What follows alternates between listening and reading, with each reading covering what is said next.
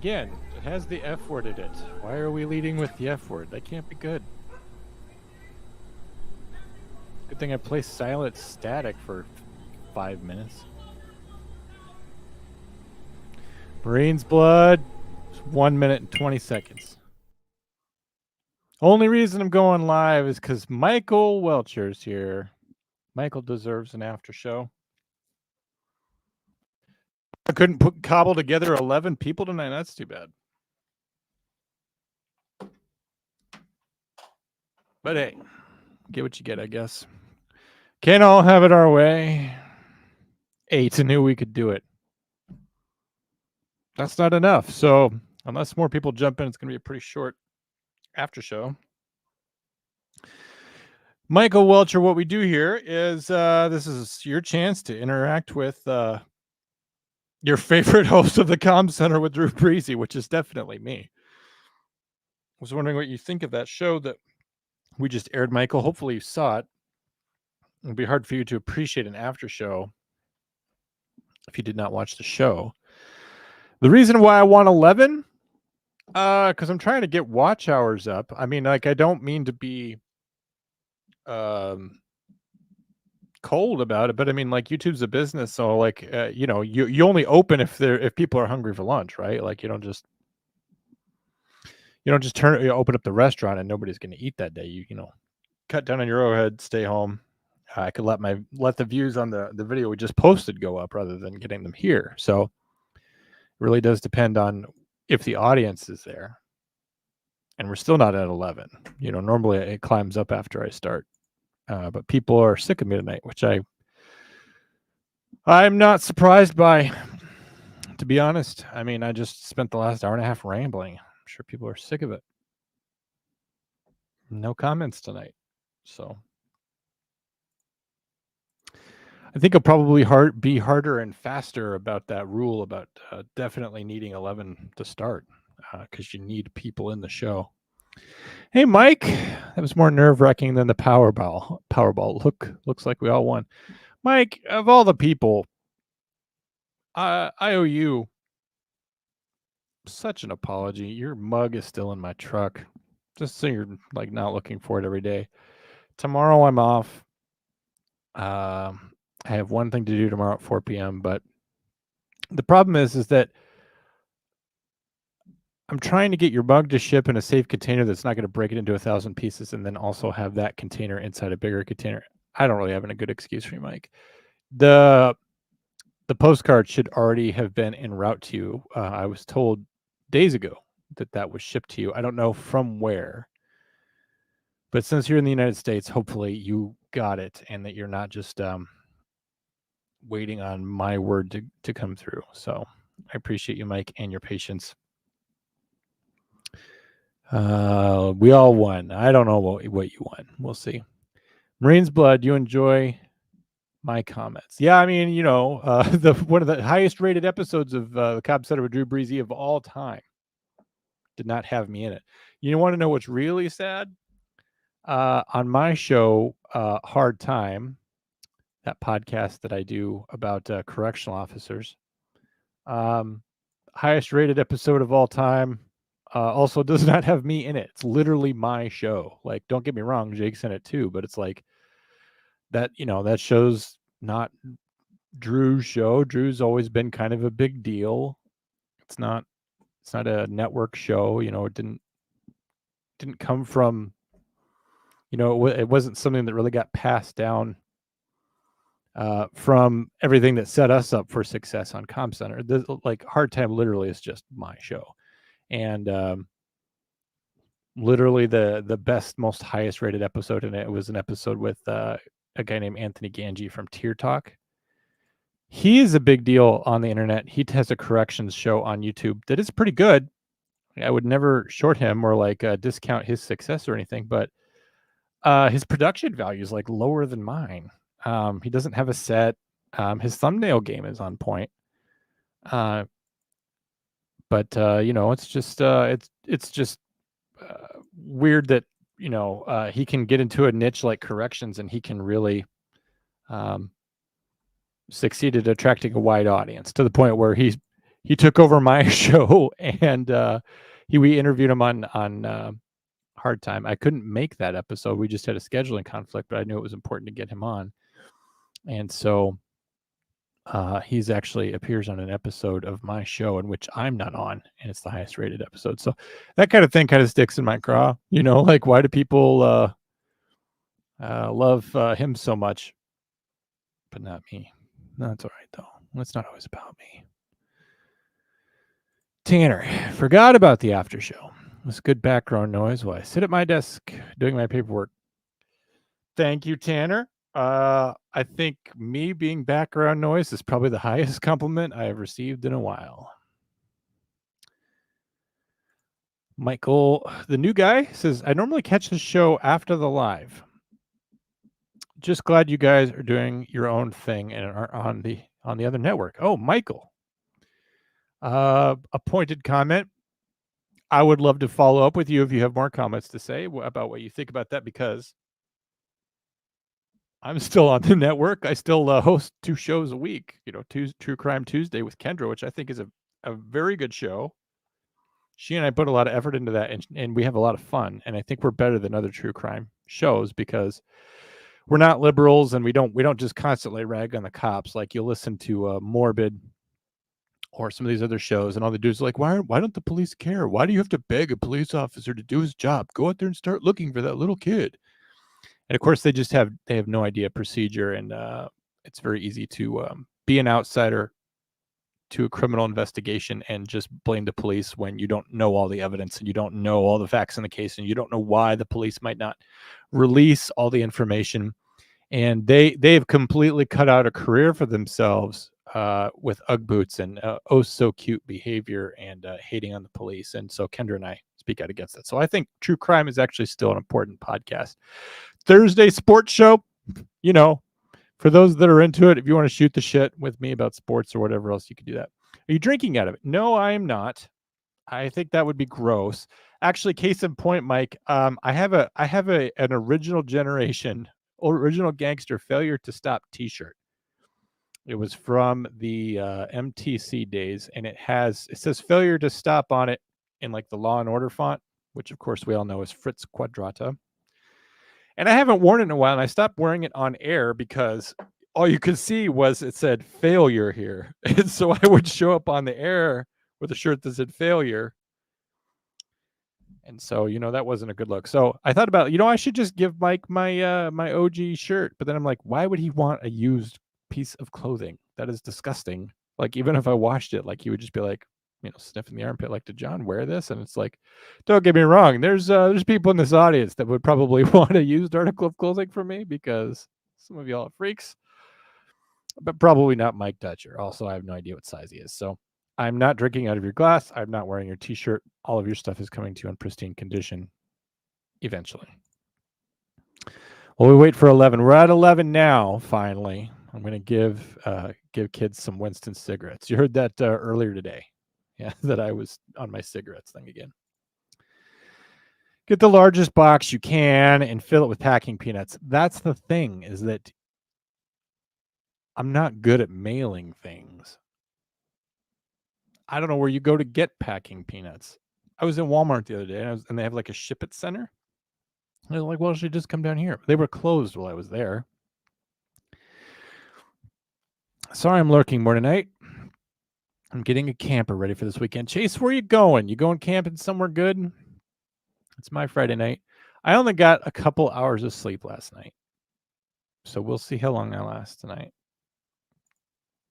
Tanner, you not being in those episodes is kind of funnier than you know. Tanner, do you listen to Hard Time? There's only a couple episodes I'm not in, and apparently it's funny. If the show's funnier without me in it, and we're monetizing that show, then I guess I'm hereby announcing my retirement from Hard Time. Because if it's a better show without me in it, then I wish Jake all the best. Much to the chagrin of Marines, I'll be prepping my shower. So once 12s get here, I can proceed with cleanliness. Once 12 people get here? Oh, so you feel like you can leave. You can go now, Salamander. You can always watch me later. Don't feel like what you have to do, like what you have to show up for me or something. Go do what you got to do. Salamander, I shower with my phone. I believe that. Marine's blood. Just let your phone sit outside. Should be fine. It's not you. Probably the topics they cover on the episodes where I'm not there. On Tier Talk, they talked about,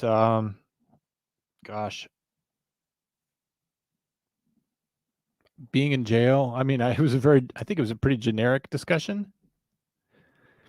And then there was an episode that Abby hosted, which, where's Abby? She's not here in the after show. Where she and Jake were talking about some things. And I mostly just remember like editing sound effects into that later. So, Salamander, that's at David. That's not at me. Thank you for putting at David so I don't have to read it. What is the common misconception civilians have about 911 dispatchers you hear about often? Probably the most common one is that I'll tell someone something about something that happened at work. I'll say, I took a call because someone saw a skunk outside and they don't think that there should be a skunk outside. And the response is always, you took a 911 phone call for a skunk? I answer the regular lines too. And sometimes those are just as preposterous, if not more so. Sometimes I get admin calls for bona fide emergencies. They'll dial the admin number and because they're afraid to dial 911. There's a psychological, people are afraid to dial it for whatever reason. They're afraid they'll get in trouble, afraid that they're assuming that it's emergency. And on the other hand, we'll get somebody dialing 911 for something that's completely bogus. Yeah, sorry for dialing 911 for a non-emergency, but I didn't know what number to call. And even though we all have access to the internet, and I live in an era in which I have instantaneous access to all of human information, I didn't know what number to dial. Sorry, I just made fun of citizens a lot there, but when people claim ignorance of knowing what to do, it's like that would have been fine 100 years ago. Showing us as a failure is a common tactic I use at my family events. Showing up as a failure? Taylor, I want to readdress that, but I don't think I addressed everything with Dewey real quick. Dewey's actually asking me real questions. So first of all, I want to say thanks to Dewey, our ace producer. I love your segment intro for Boyle's Drew Blood. I'm surprised you didn't actually use like stock footage of like Edgar Wright smash cuts of like multiple pots boiling over, like that moment when like the froth comes out and the steam comes out. I mean, I love the way that you did it, but I almost would have suggested a sillier approach, again, with the perfect music and with the explosion at the end, but just that little bit of, the lid lifts up and just like 100 of those in a quick succession. But your vision is always as impeccable, Dewey. Thank you for asking me questions. What's another common misconception civilians have about 911 dispatching? I would say the biggest misconception that you're making right now is that anyone thinks about me at all. We take so many calls. We're like, yeah, I want to talk to somebody about a ticket. I'm like, well, you need to call the clerk. I want to talk to a police officer. And I'm like, okay. What's your name and phone number? Well, I want to talk to the cop. I'm like, okay. They're in a police car, so why don't I take your name and phone number and I'll have them call you? No, that's okay. I just want to talk to a cop. Is there another number I can dial where I can reach a police officer? No, this is the number that you call to do that throughout North America. Most of the time, a police officer does not answer the phone when you call them. It's a communications person. Even if it weren't true, elsewhere it is here. So if you want to talk to a police officer, if you want help from me, cooperate with me a little bit, just say your name in 7 digits. I'll just figure out the area code. You can just cooperate. No, I want to remain anonymous. I'm like, okay, you can make up a fake name. Hey, so nobody thinks about me when they're calling me and I explain to them who I am. Sometimes it comes up and they're like, well, they'll call at 11:30 at night, like, Yeah, I want to know if you've got somebody in your jail there. I'm like, well, I don't. You might want to call the jail. You don't know? Like, well, sir, I'm the 911 dispatcher. I don't know who's in the jail. Oh, sorry, I didn't mean to call 911. I didn't think I called 911. They don't think that at any point I should exist. So the biggest misconception, Dewey, is that anyone thinks I exist. We talk all the time about how people don't know the plight of the 911 dispatcher. If I can leave this show having made a dent in the idea that a 911 dispatcher exists, and they might just be taking a phone call to a police department somewhere. But to get off my sad sack, how many other people go through their life and through their jobs without any kind of recognition? Probably most of you guys. So I'm here on the internet crying about it when, what are you guys feeling? Do you feel like you get recognized enough? Do you feel like people care about the job you do? I mean, you put yourselves into it every day. You wake up, you fight the urge to stay in bed, get out of bed, put yourself together. You go out there and you do whatever it is that you do, whatever that is. And I can almost guarantee you that you're underappreciated, you're undervalued, you're underrecognized, you're underpaid. And so, what is it like for you? I guess that would be a question I would want to put out to you guys in the audience. Send your messages. Tell me what it's like to be you. We were at 12 and now we're down to 10. So I guess I'm depressing people because they're leaving. Tanner, showing up as a failure is a common tactic I use at family events. I'm going to use that next time I am forced to go to some sort of family event I don't want to be at. They're like, oh, so how's your job going? I quit, fired. I don't do anything now. just a sponge. That way I don't have to talk about it. I used to like talking about my job until people just assumed they knew what my job was. Ledges State Park. I don't know where that is, but I hope you have a good time. Ledges State Park. Let's look it up, gang. Because we have access to the entirety of human knowledge, there's no excuse for me not to know about it. I can't just rag on people. Are you kidding me? Boone County, Iowa? That's amazing. Ledges State Park is a state park in Boone County, so not far from Des Moines. They recently lost a dispatcher in Dallas County out there. I don't know if you heard about that. I was very sad. Which is not far from Boone County. Of course, you're going on vacation here, so I don't know if you're from here. But it's located approximately 4 kilometers south of the city of Boone, which I'm sure I've been to Boone. It contains a sandstone gorge carved by Pease Creek, a tributary of the Des Moines River. The gorge is 100 feet deep in some places, with concretions jutting from the cliffs. The area was designated one of Iowa's first state parks in 1924. The lowland areas of the park are regularly flooded by the Des Moines River. I believe that. In the 70s, the state created a dam to form Saylorville Lake. The action resulted in repeated flooding of low-lying areas of the parks for decades. A group called the Iowa Citizens to Save Ledges State Park was organized in 1972 to protest Saylorville Dam. The primary objective was to alleviate or minimize harmful changes to the state park of the lake. Geology, sandstone cliffs that I mentioned. The cliffs themselves are a result of recent glaciation during the last ice age 13,000 years ago. Yes, just recently, 13,000 years ago, when meltwater quickly carved through the soft rock. Recreation. Many hiking trails are located throughout ledges. Woodlands are located in the park containing many basswood, maple, and hickory trees. Prairies are clearings are also located throughout the park. Canoeing and fishing are made possible at the Des Moines River, runs along the west side. Rustic or modern campsites are available. 75% of campsites are reservable. 25% first come, first serve. I hope you have a great time at Ledges. This is actually something that I would do, like a small state park that doesn't attract a lot of people. But don't get me wrong, I'm sure that there's people that find this to be a favorite place, but as opposed to like a national park, sometimes I like going to these little state parks. There's a little state park. There's a couple of them not terribly far from me, and they're both nice. Dewey and I have been to both of them. Dewey and I actually shot a movie once in a state park. I believe I think we showed Duende in the movie that we shot. I believe we showed that once on an after show. I could be wrong.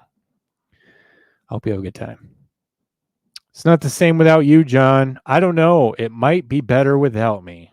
That's something I contemplate a lot, whether or not it would be better without me. On what platforms are you guys thinking of doing the paid content membership? Mike, probably just here. Our other primary, I would say our other primary platforms are iTunes or Apple Podcasts and Spotify. Like those are the heavy hitters where our podcast is distributed. So like we might get like a bonus audio there. We do that bonus audio with Hard Time already, so we might follow that same model. But otherwise, it would probably just be YouTube because that's where we're monetized. So like we can't do special content or members stuff where we can't have membership. So it would be here.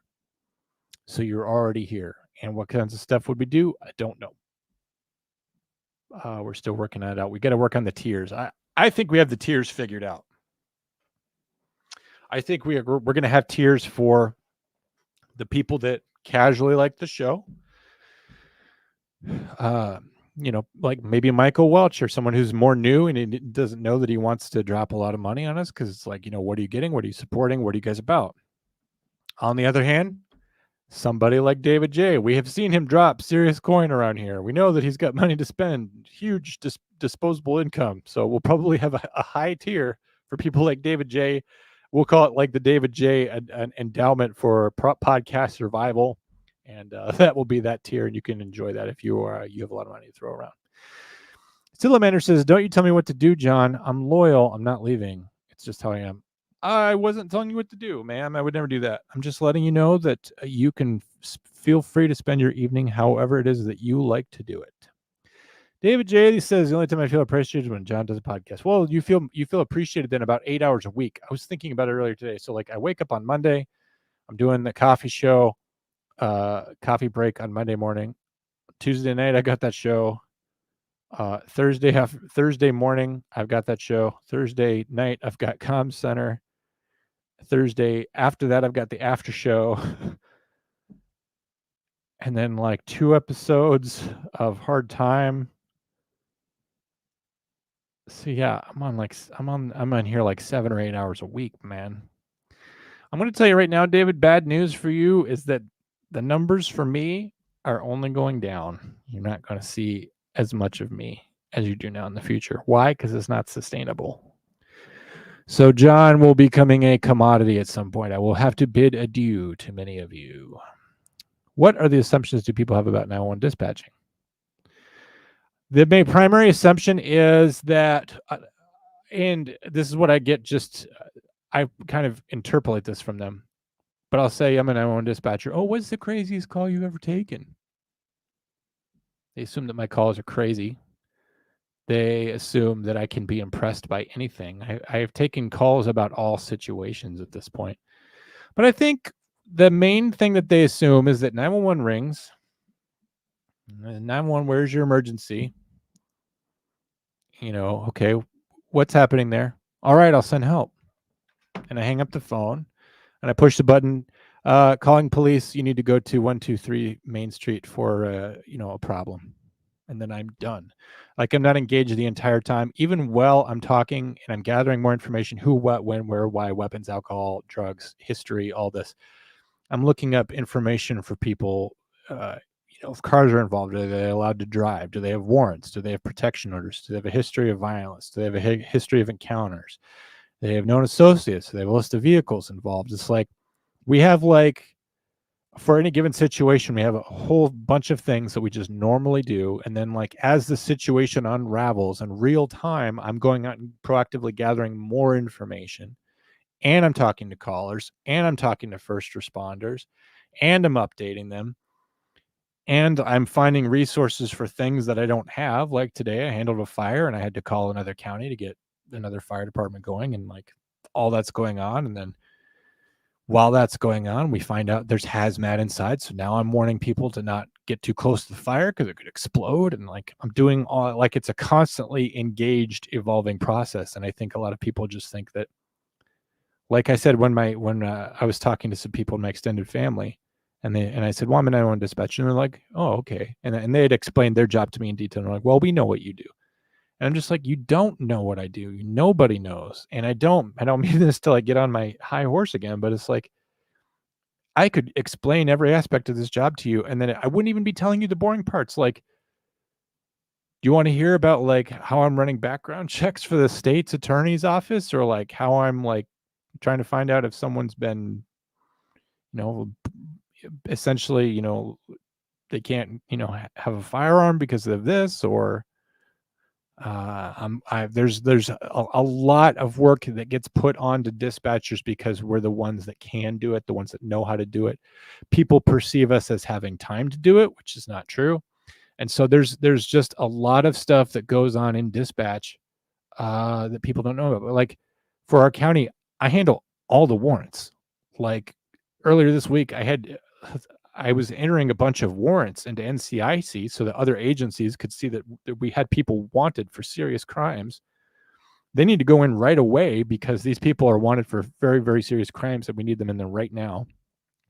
At the same time, I'm training a new person and she's taking a call for a chest pain, difficulty breathing. So like I'm entering warrants into NCIC, which sounds like a clerical process, which maybe doesn't even impress you. At the same time, I'm helping train this person to get all the medical information we need to get that to EMS to save a life. So like I'm doing a criminal process over here while doing a medical thing over here.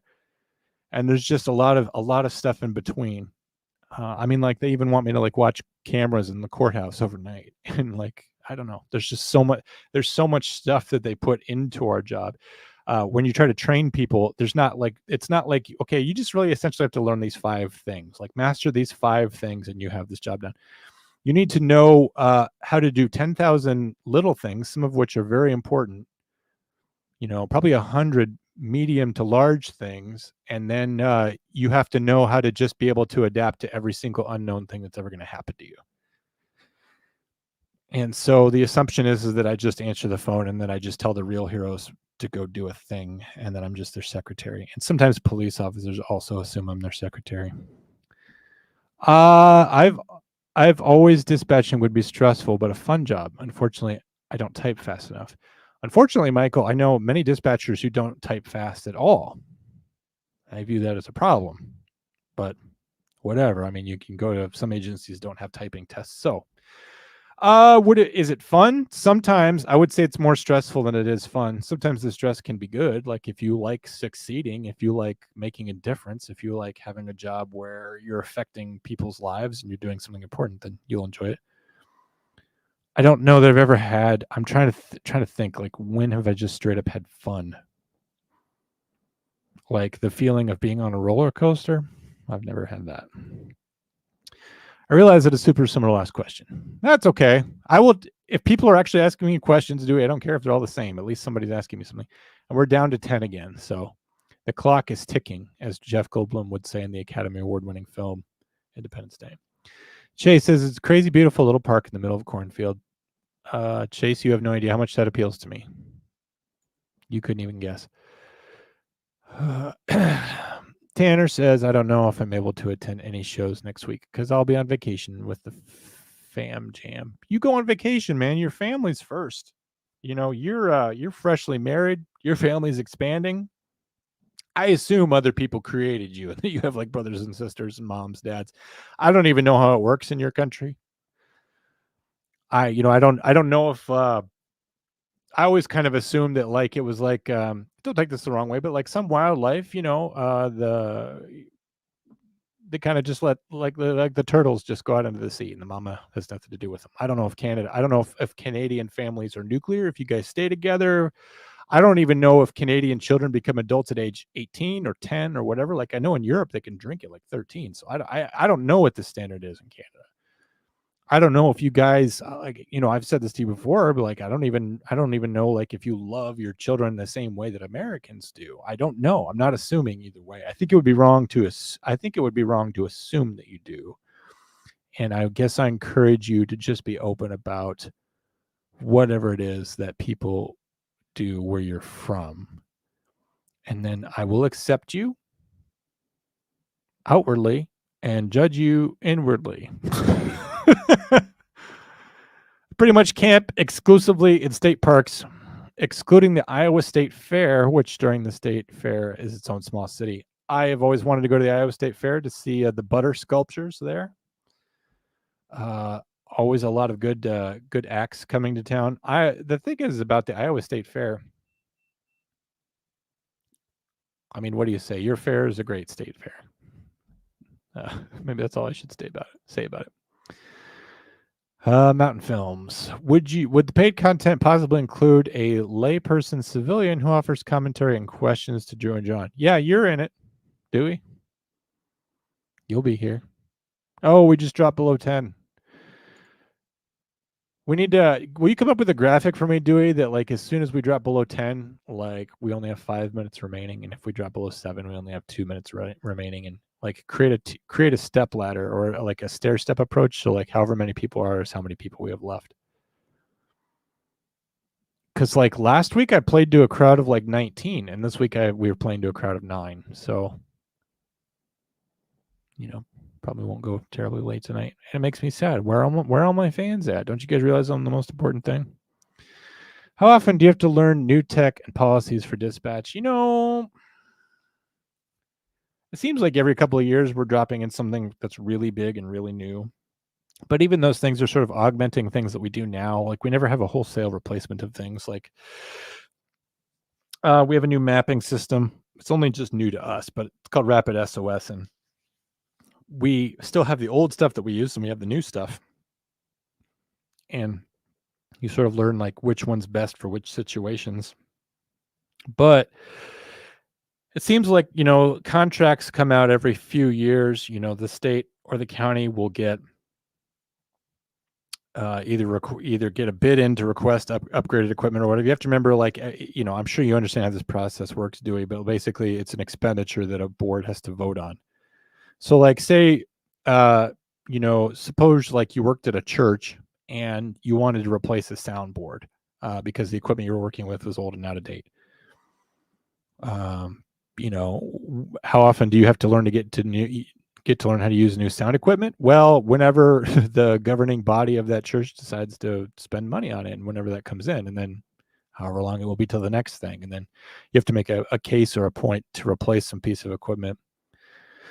Or, just because politics comes into it, and this is not necessarily something you would see in a church, although you might, just a state board or something decides like, oh, well, you're going to switch over to this company. And so there was a while there where we were changing over phone systems. It seemed about like every year. With my first couple of years I was there, we were switching new phone systems, and then we brought aboard some new technology just as kind of the industry changes. So these things come on, they're brought on by advancing technology, things like that. And that's if there's money for it. But like we're looking at a whole bunch of new technology for next gen 911 and things like that, of new things that we'll be able to do. So as soon as funding comes through for that, there'll be a new platform that I'll have to learn. So every year, a couple of years. Artificial insemination. Guys, can you tell I'm tired? I just said insemination. It's like the name of a sandwich. Artificial insemination in Canada. Quebecers don't get married. I saw a funny reel about Quebecers recently. They seem like a strange people. Rite of passage. Is it 10 years old? How difficult is it to keep new hires at dispatch? You struck a nerve. It's extremely difficult. I'll just speak more broadly for agencies in general. Let's look at some numbers, and I don't have them in front of me. But the average longevity of a 911 dispatcher is 7 years, but most dispatchers go through a probationary period where in all of their months of training, if they drop out or get fired or whatever, like it doesn't count against that stat. A lot of people come to the job and they don't know what it is. They don't know what to expect. They don't know how hard the learning curve is going to be. Some people, you come to the job and they exploit it for the training and then they disappear. I've heard of a couple of cases of things like that. But sometimes people get to the job and then they're finally taking phone calls, even just admin lines, and then they realize the job's not for them. or they don't realize, well, I didn't realize I would have to be talking in the radio, or I didn't realize I was going to be dealing with this or that or the other thing. And so that misimpression causes them to bail.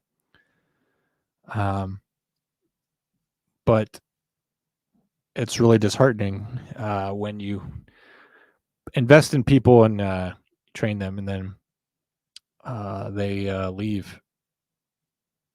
And yeah, so it's just it's literally what I'm dealing with right now. So I've been training someone for weeks, and they're damn good, real good dispatcher, like somebody that is going to be better than me and soon. But it didn't work out, so now we've got to hire again and try to do it. And it's really hard because I think a lot of people don't know what the job is, and they don't know what to expect. And I think a lot of people come to it thinking that it's just going to be basic government work or clerical work, because the way that we frame the job is as a clerical job. And then when they realize that we are not clerical, when they realize that we're not like the same thing as a secretary, they bail. So that's tough. Thank you for asking that excellent question. Goodbye, Tanner. Go have fun lifting your I can't even think of what like a metric measurement for like weight would be. Have fun lifting your kilograms. Just kidding, Tanner. You go get nice and nice and swole, so you could protect the people for king and country. Hello, Melanie. I thought you had to go to bed early. Why aren't you here to begin with? Why are you showing up late? Felony, the show's about to end because nobody's here. We literally we didn't go over 12 tonight. It's pathetic numbers. The show's about to end now because I'm all caught up on chats. Like normally, like I'm like behind chats. Like it takes me like an hour just to catch up. Nowhere tonight, so I guess I'll open the phone lines, I suppose, because that's what I do before I close the show, and I doubt anyone will even call. So I could put my number on the screen. That might be helpful. But yeah, this is the saddest after show ever. In fact, this is so sad with 9 people watching and nobody chatting me up except Dewey. It makes me want to make the after show like a special. Like I don't do it all the time. It might have to be that way because like if nobody cares about the after show because it's on every week, then you got to make it special. Here's your chance. Phone lines are open. If nobody calls, I'll answer the comments and then we'll be done, I guess. Thank you for watching the Comp Center. I appreciate you guys. I forgot. Am I all consuming? I would like to think that I'm all consuming. Guess I'm not all consuming. I'm still here just sitting for my wife's stream. Your wife is streaming something? Marine's Blood? Why don't we watch that? Yeah, why don't you drop in for a game? Dewey, if you could devise a game, jump in. Just Dewey, why don't you drop in and talk to me? Just because like I haven't talked to you in like a couple of weeks. I don't know. I'll leave it up to you. How do you handle the feeling of not being able to physically help people? Chase, that's a good question. Finally. I mean, you asked a couple good questions. I will tell you initially, when I used to be a correctional officer, you would be at work and you'd be walking around and you're in your uniform and you would have a radio on. And when an emergency call went out, you ran towards that thing. It would usually be some act of violence that just broke out. And you would immediately go towards that and you would get into it, whatever the shit was. And I was very much unafraid to jump in, dogpile, sort shit out.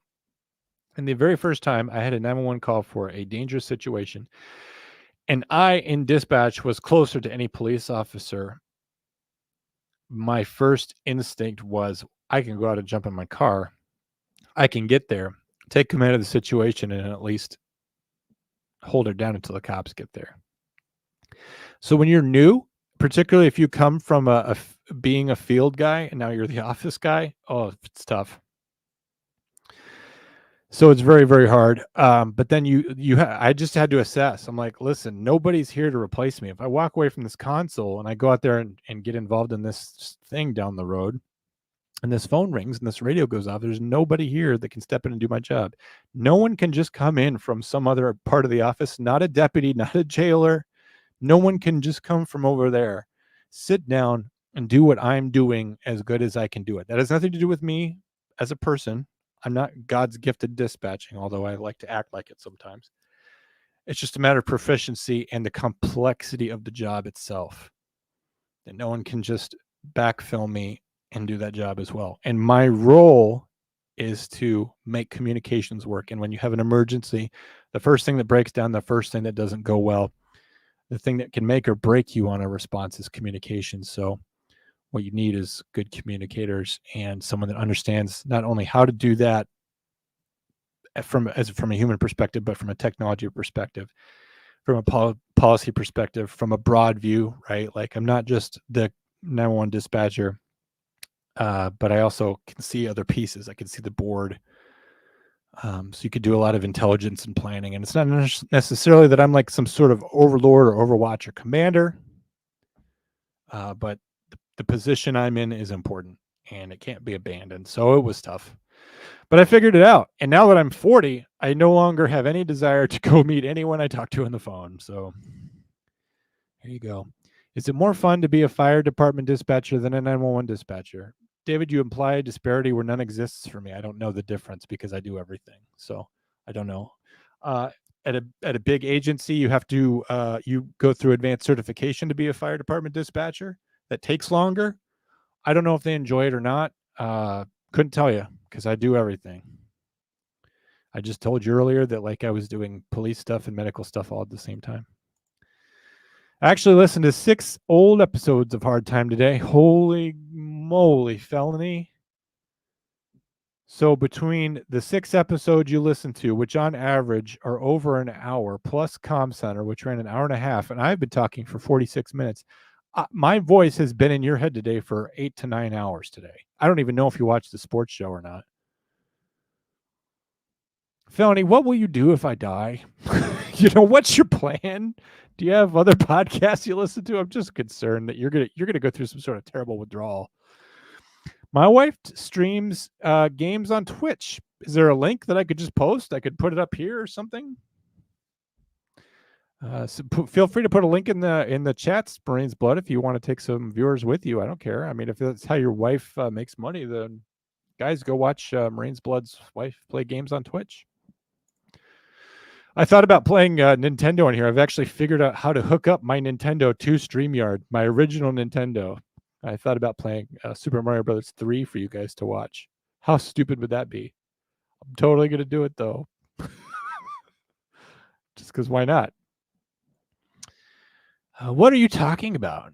You're one of the biggest gifts to dispatching. Pride goes before a fall.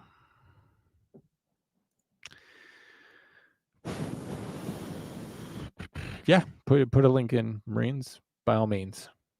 I play Super Mario Brothers with you. Dewey, are you here? I'm going to add you to the stage. Hello, Dewey. Hello. You and I played Super Mario Brothers 3 once for Christmas, didn't we? We did. It was a great time. And if we could do that here, that would be a better time, I think. Well, my original Nintendo doesn't have internet capability. I mean, there actually is a port on the bottom where you can plug in a modem. I don't know if most people know that. That's like bizarre technology about Nintendos that most people don't know about. But I think for us to play games together online, and then we would have to get on Twitch. I assume, I don't know if we could do it on here, but you would have to have a modern platform like the Nintendo Switch, which I don't think you have. I do not. I got rid of all of my gaming systems a few years ago. I remember that. The other thing you could do, though, is you could just come to my house and you could just, That would work as well. We could do that. I would still remain faceless. When are you going to appear? That's for paid content. Like, that's paid content? It's paid content. If you want to see my face, you got to pay. Oh my gosh, Dewey's good That's looking. so egotistical. Yeah, I mean, it's pretty good. You know what I was just gonna do though, is I was just gonna look you up on social medias to grab a picture of you, but then I remember you abandoned all social media. So, Yeah. boy, you're a 4D chess guy if there ever was one.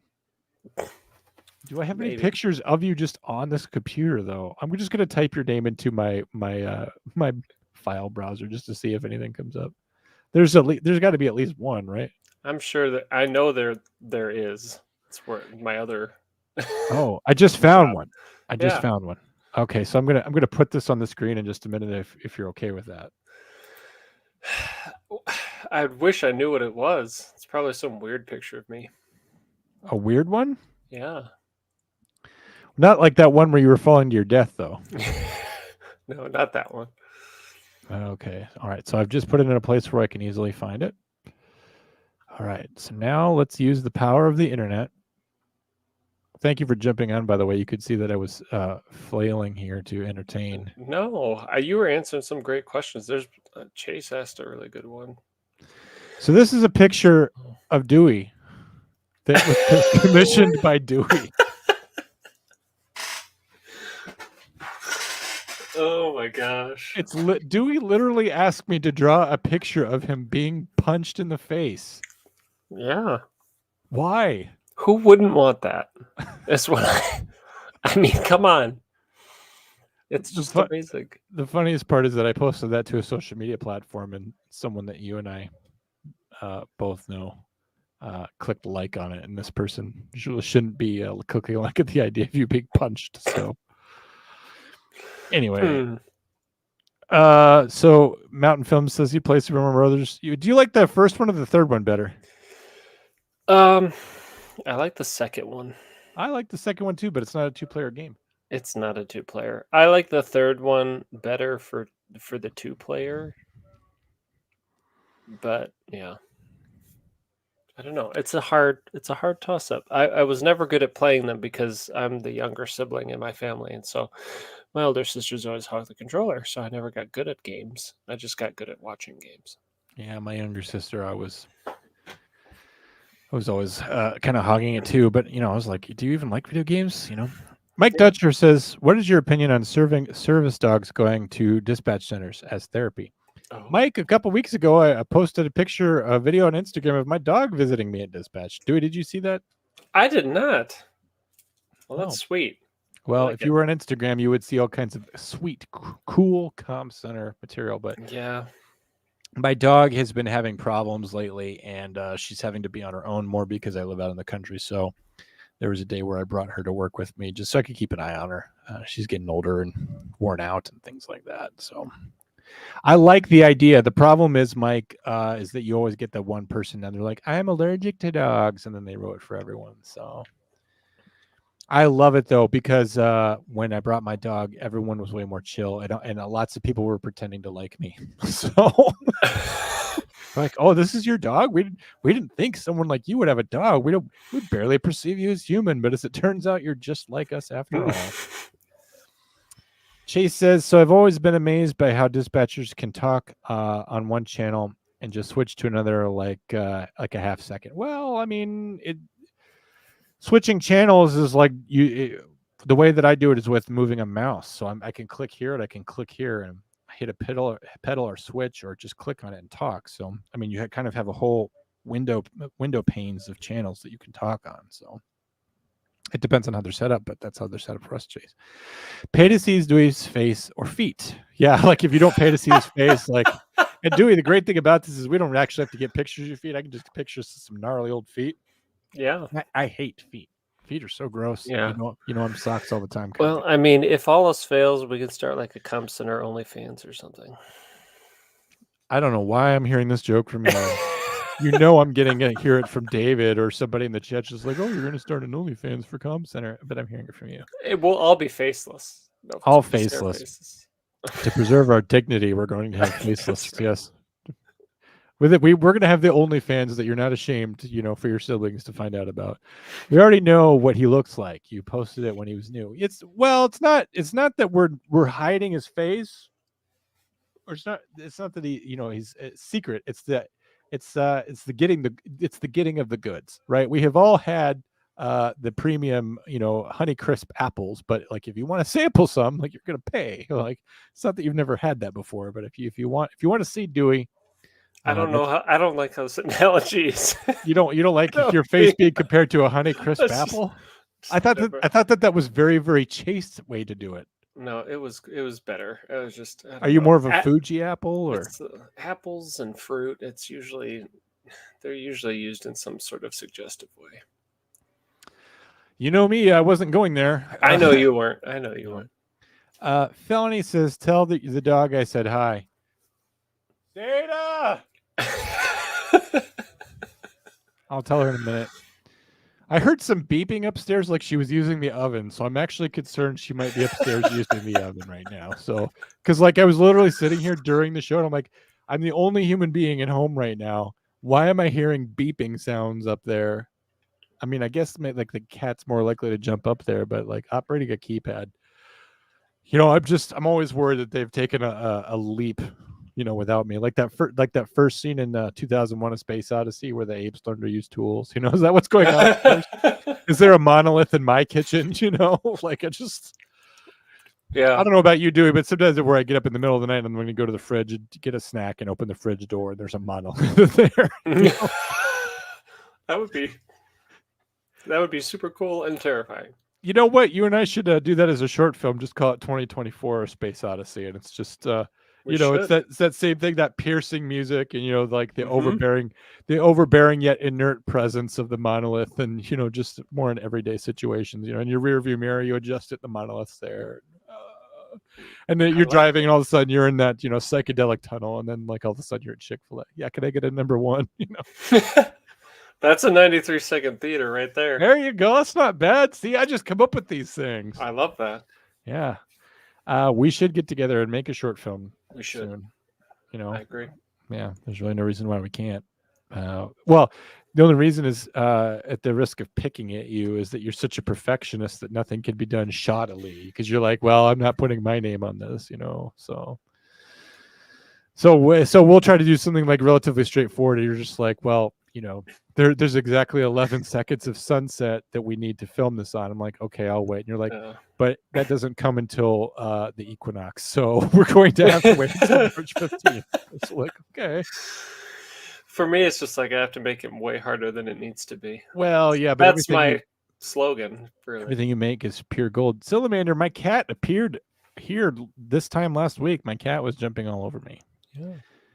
Pet cameos, premium content. Pictures of my dog are getting posted to Instagram all the time. Felony Melanie. April says a piece of packing tape with Dana's fur, $10. That sounds like you were listening to True Crime, because Kendra keeps her old hair on tape so that she can have a wig of her own making. Oh, I know, Dewey. Sorry, that was Kendra just trying to be a. She's seen how weird I am and how successful that is, and so she's trying to copy that. So I don't know. It cannot be duplicated. Cannot be copied. So packing tape with Dana's fur. You know what? For you, April, I will send that to you for just $5. So premium discounts. Salamander and John has like no time unless he stops sleeping altogether. Yes, actually. I didn't sleep much last night. And then I came home, and then I needed to go to sleep right away because I was dying. And then I have so many dandelions. Like I always have a yard problem, right? Like there's snow out there or there's grass to cut. But right now, like the dandelions have officially reached the status of trees. So I came home, and before I even went inside to use the bathroom, I'm grabbing my shovel, which is leaning up against my garage. And I'm like, well, I'm going to dig up 100 dandelions. And so from 5:15 till 6:15, I just was outside. Thank you for the super chat, by the way. I just got $5 from April. Oh, because now I have to actually. You got to send that piece of tape. Dang it! Oh man, Dana. Thank you for that. I'm now. You know what's interesting, April, is that we are an LLC, and that when we make verbal contracts for things like this, we literally can be sued for breach of contract for not following through. I mean, like, Shh! Don't tell them that. I'm not sure that a judge would actually entertain the lawsuit because of its value. They would just tell us to mediate outside of court. But I mean, I'm just saying, like, when we monetized my other podcast, they like gave you a warning, like, hey, like, don't tell people that if they pay for bonus content and then not give them any, they can sue you if you don't do that. So I'm like, okay. Hmm. So I guess Dana's gonna get, she's gonna get. It's summertime, so maybe she needs her coat lightened a little bit. So that's fine. Felony Melanie, I can't wait until 2:30 tomorrow afternoon so I can be effing done with work for the week. You can quit now, Felony, if you want. Mm. Are you gonna make dandelion wine? Okay, so my knowledge of wine is this: is that you take sugar, and then you put yeast in that, and then the yeast eats the sugar and combines that. It makes changes the sugar molecule into an alcohol molecule, and this is all a process of like fermentation or whatever. And then somehow the yuck gets drained out of that. But where's the sugar coming from in dandelions? Dewey? I'm sure there's some in there at some point. I don't know whether, but Well, you don't. Thank you, David, for $5 more, and yeah. particularly for not making me promise anything for that one. Prison So fine. the thing is about the dandelions, though, is like if they have a source of sugar, I don't know what it would be. That they are growing profusely in my backyard, where my dog uses that as a dog run. So I don't think anything back there should be turned into wine. Oh, Yeah. So no. I'm not a chemist though. So, and on the other hand, if I start seeing major super chats, I'm obviously No. just going to learn how to make dandelion wine Yes. because, that's where the market is. So, Uh, Hornet moonshine. Okay. I'm going to tell you guys a story. Dewey, do you mind a brief story? I don't mind a brief story. Okay, it keeps you from having to say anything. So, I know. Right? well, I mean, so I had a huge problem last week. My water heater blew up 2 weeks ago, whenever it was. We had water all over the place. Bad situation. Water got into my office. And I had to move stuff away from my walls, and we had mold killer in here, moving my TV and my camera. And luckily, none of my podcasting stuff got messed up. I did lose a picture, a print that I got from the Smithsonian. I'm sad about that, but so I'm putting everything back together in here in this office one fine day last week. And I'm moving the TV back, and I'm like re-straightening out all the cords, and I'm plugging in my Nintendo, and I'm getting it just so, because like this is also my space that I'm in, like when I want to be alone, which is all the time. And so I'm putting everything back, and then all of a sudden I hear this sound, and sure enough, damn it all, there was a bee in my office. How did it get in here? Like, I've got a window right over here that goes to above ground, but it's like the window's closed. And I'm like, there better not be a nest somewhere inside this house. Oh my gosh. But it was just one bee, and I think it was a bumblebee. And I said, I can attack it, I can fight it, we can declare war, or I can let it go peaceably on its way and like let it go back to its people. Like if I kill it, maybe the bees will come looking for it. I don't know. On the other hand, like if it did get trapped in here by accident, not letting it return to the hive with information with the location of my whereabouts would be best. So Yeah. I think I closed the door and I didn't let the bee escape. But like, how ominous is that, right? Like a bee is just in my office, like it's in my sanctum sanctorum, Mhm. my fortress of solitude, my innermost place, like my where I am to be the most me. Like, guys, I'm in here a lot of the time without pants on. Okay, sometimes the camera's on, sometimes it's not. But like, this is where I go to be myself. And there was a bee in here. It was so threatening. Do you ever have anything like that? Threatening. No, not bugs wise. What is that? What is up with this? I've What? already tasted what cat pee is like. I don't need to. Are you referring to the time when we did the root beer tasting contest and I had you drink cat pee? Yeah. Should I where's that video at? Can I post that? Gosh, I thought you posted it. I Do you think guys want to that's see that video? Is kind of long, is the only thing. That that's video that definitely it's a needs long one. a Richard Donner cut or some Blade Runner cut where it's cut down. Yeah. I was also watching that video in which we made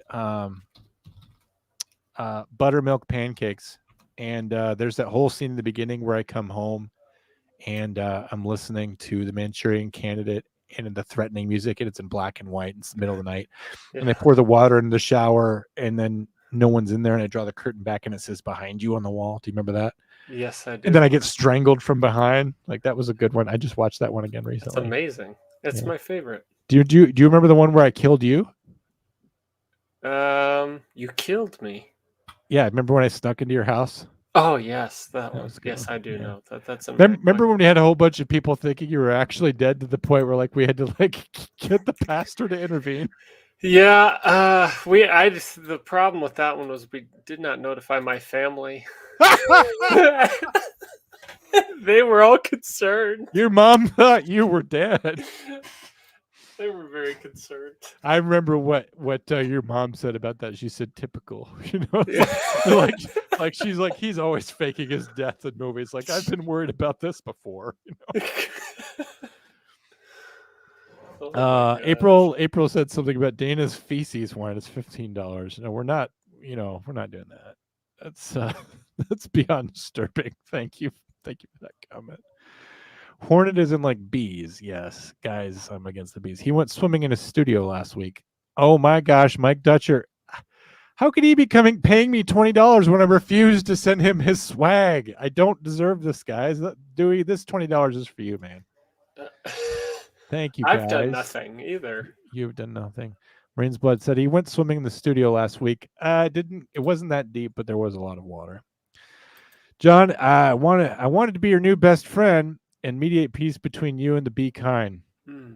I will have a mediator if nothing else. If they take you down first, I will have time to arm the rest of the household. So, so by all means, come in here, go out there as a peace broker. I think I've seen this in a dozen movies where you send out the peace envoy, and then they get struck down, and then that's how you know. So that's fine. Michael Hendricks says that's what I'm going to have for dinner: pancakes. Thanks for the inspiration, John. Buttermilk pancakes, man.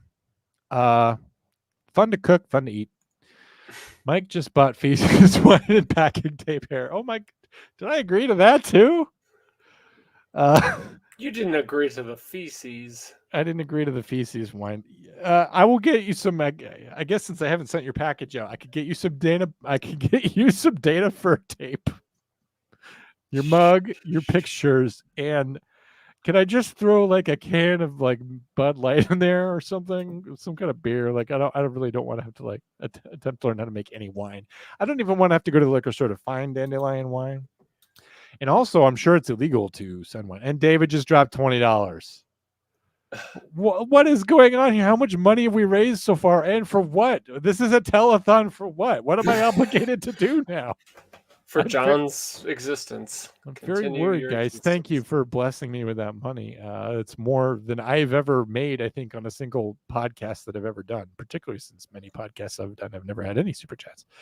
For your used shirt, Mike, if you Oh. sincerely want my shirt, I'm sending it to you. I guess it's an XL. Do you want it? Like you actually have to indicate at this point. So you've sent me $20 and I'm sending you a box anyway. Honestly, it might make it easier because I could put the t-shirt in there and then that would keep the mug from bouncing around. That could be the final thing that I need.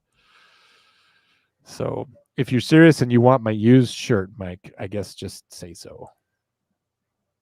Again, Dana is upstairs. I just heard keys turning. I wonder what the hell is going on up there. Very worried. Who gave her a set of keys and to what? Supporting Dewey in what he does for the show. That's very kind, David. Oh. Dewey, why don't you kind of talk about? I know you're very modest, but kind of talk about how it goes for you. What do you do with the show? What I do with the show Yeah. exactly? Oh. Well, a lot of it is, but obviously, as you guys already know, it's behind the scenes, but it's creating and managing all of the video stuff for the most part. So I, when I had more time and I wasn't working other jobs, I work 2 other jobs now. I would sit in on the live recording of shows with John and Drew and take notes and yell at them if they were doing stupid things. He used to put little notes on the side, time to move on. Yeah, that's right. That's why we got the episode this week where I'm just sitting there and like, you know what else is a really good point? 10 other things. Like the I was CIA controls people and the police are super sad and like dealing with emotions. Are you kidding me? And I just went on for like 45 right, minutes because I'm not getting those editorial notes. Like, okay, John, you covered this. Move right. on. So Save it for the after show.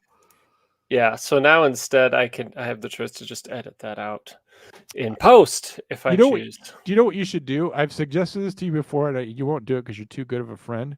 But just like put some other graphic over me, you know, and then just, then just as I'm being boring, just have that, just the text at the bottom. What else is on? And do like little channel Oh, changes. that's Some like, right, like I did at the beginning of that one episode. yeah, that one episode where I didn't have my Mhm. camera on. Yeah, Yeah. that's pretty good. I am not whatever improves the show, and even if that's like you putting on like a football game over my face, like whatever, you're just like, oh, the Packers are playing right now, and then all of a sudden, you just that instead.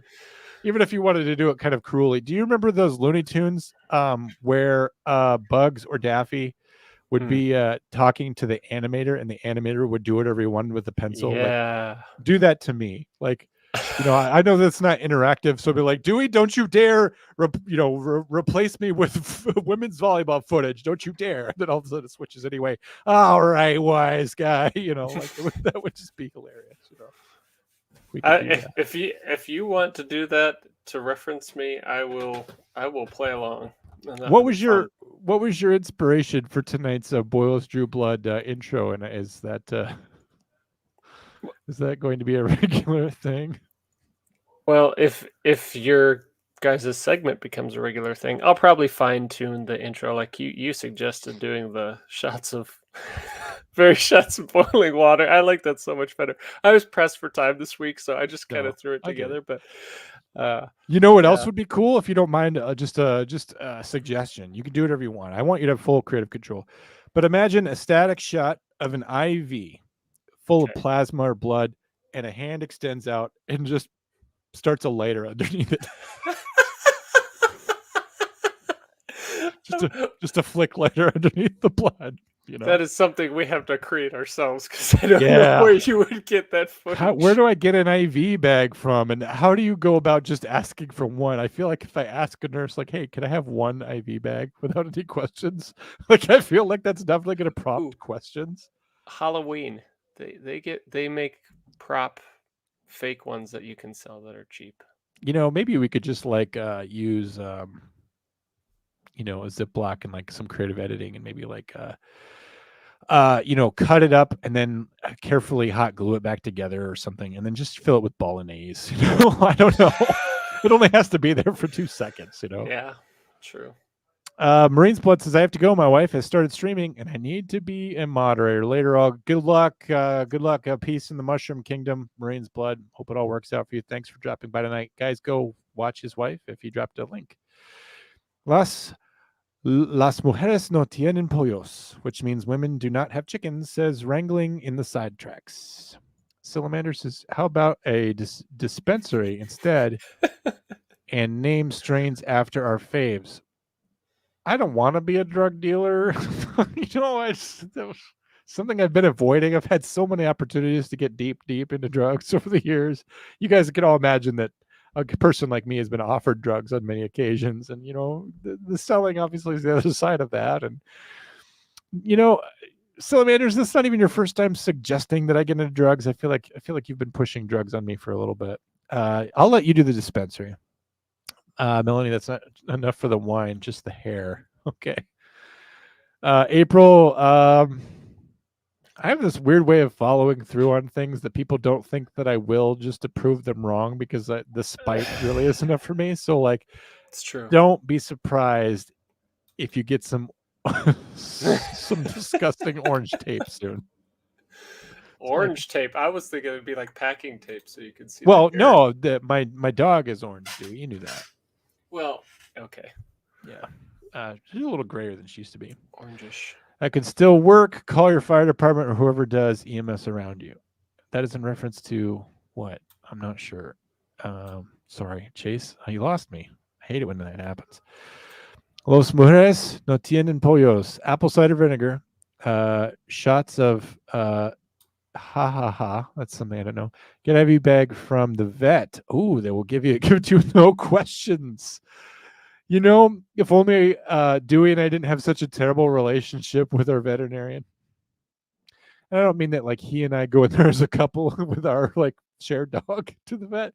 It's just we go to the same vet, and he had bad luck there, and I've had bad luck there, and I don't feel like going there if I don't have to. Nobody offers me drugs. April, you can have some drugs. What do you want? Salamander's got some drugs apparently. April, I don't think anyone needs to offer you drugs. Don't you have access to drugs? I'm pretty sure you do. You don't have to do them. You just have to make money. Oh, right. That's true. Yeah. Why eat into your own supply? I'm such a dummy. This is why I failure at business. You paid for the hair. I deserve it. You're getting the hair. It will now officially happen. I don't even know how to explain this to the dog. You know, she has no sense of commerce. You know, it's going to be tough. Dewey disappeared on me. He's gone. I was really hoping he was going to laugh right there. Dewey just took off. Didn't say anything. Paid for it. I own a piece of 4 dispensaries in Missouri. The Ivy bag. Okay. That's too bad. I was really enjoying Dewey being here. I'm guessing he had a massive reset or something. He'll just jump in the chats, which is too bad because he's fun to talk to. Glow-in-the-dark duct tape is the superior duct tape. I was saying shots of apple cider vinegar would be gnarly. You know, my dog's currently taking apple cider vinegar. Oh my gosh.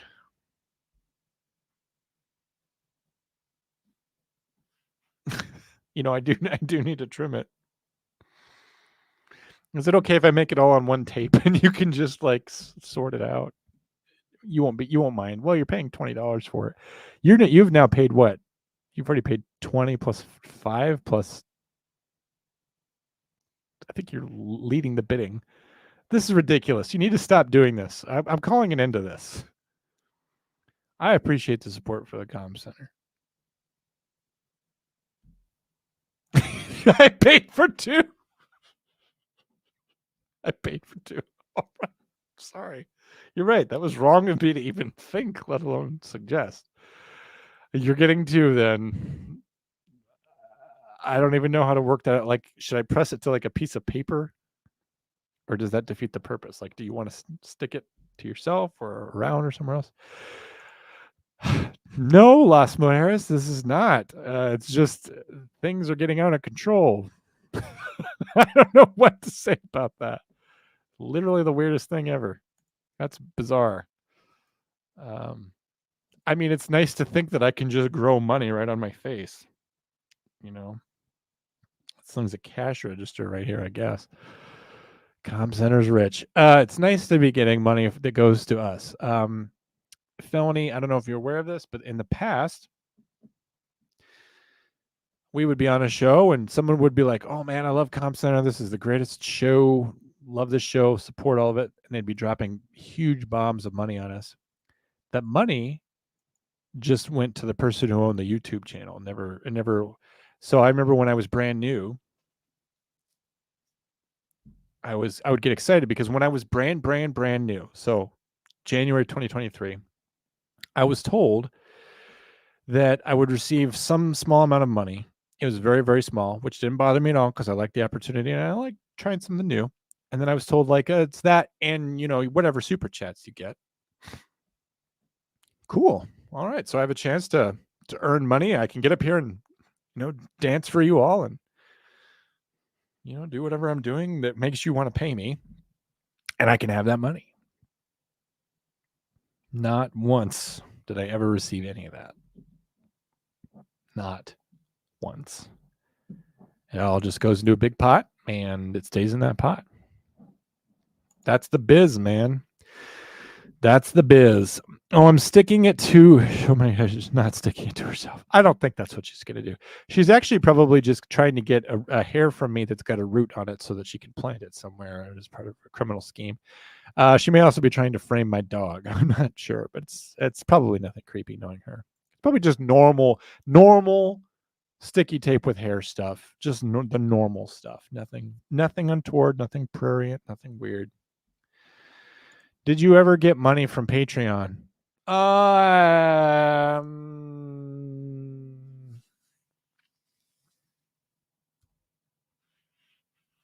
can't say that I did or didn't. Oh my gosh, David, you guys are embarrassing me tonight. I don't deserve like $70 for what? I don't do anything. Now I literally can't quit the show. There's only 9 people here, but all the people that are here are paying hand over fist to listen to me talk about hair being stuck to tape. Like, this is the most surreal moment of my life. I can't believe I went to college. It was such a waste of time. Because, like, when I was a young man and I was working at Target, I didn't make $70 in a night. And now here we are. Who said I'm not trying to be worth it? All right. You know what? No more speculation on that. You're a free white American. April, you can do whatever you want with it. I assume you are anyway. I assume you're free. You can do whatever you want. Holy shit, Big D coming in with the heavy. Yeah, I know. David, I appreciate you. I am not white. I knew I was assuming on one of those. Oh, fuck. It's just a phrase. Sorry. I like how she put it in 2, by the way, to make it hit me harder. She knows how to get me there. What was I saying? Did I ever get money from Patreon? It didn't work out that way where I got a receipt that said, okay, so you're being produced, you're getting paid X amount for your Com Center episodes this period. You're being paid because you co-hosted Night Shift 1 extra episode this period. You're getting paid this because you produced X amounts of Patreon episodes this period. You're getting paid this. There's no receipt, right?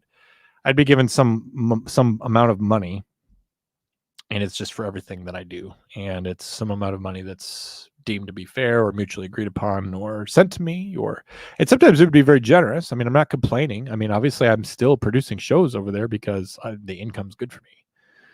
If someone else wants to comment to get past this terrible moment, I might super chat you just so that we can move on from me being embarrassed by someone paying me a whole lot of money and then me having to marinate in this. So, Las Mujeres, good to see you again. So if you wanted to chat. Oh, good. I got to go cook biscuits and gravy. Sure love me some breakfast. But I'll be listening to this Developing Kink stream. Yeah, I know. So we tonight, first of all, we became heavily monetized, like to the point where like I'm gonna have to like literally tell Drew that like we have money to account for now. Yeah, like now we have to create a spreadsheet, guys, because now there's actually income. And what was I saying? You'll be listening to this Developing Kink stream. So now I have to make wine, a special wine. I have to go get Mike Dutcher my t-shirt and send him my t-shirt, which April didn't want, but she did want tape of my beard trimmings, which I apparently have to trim my beard, even though, oh man. What do you want from me, Felony? I assume you want something too. So I have to do the wine, and now we're also the Kink streaming thing. So are you available for sugar daddy status? He looks like he's coming in hot. Felony Money says $20. I appreciate you. Felony Money, you already spend money on me. You're already a subscriber and all this. Now I have to file taxes. Drew does. And Detzlaff Act. Mandatory carry, dropping in $5. I haven't seen him all night, and he's here, and he's just feeling generous. Thank you, guys. Thank you to every one of you. First of all, April, $20. And more than that, you dropped more than that. $4.99, and again, $19.99. We're joking around, but like that warms my heart. David, $5, and then $50 because you have to. Felony Melanie, $20, and $5 here. David. What's weird is that you guys give multiple times. It's like the sadder I get, the more you open your wallet. Thank you, Mike, for $20 and all that. And Michael Hendricks, $20 because it's making John uncomfortable. Yes, you're damn right. I'm going to tell you right now, I'm not used to kindness, and I'm not good at accepting it. Thank you, though. The right thing to do is to say thank you.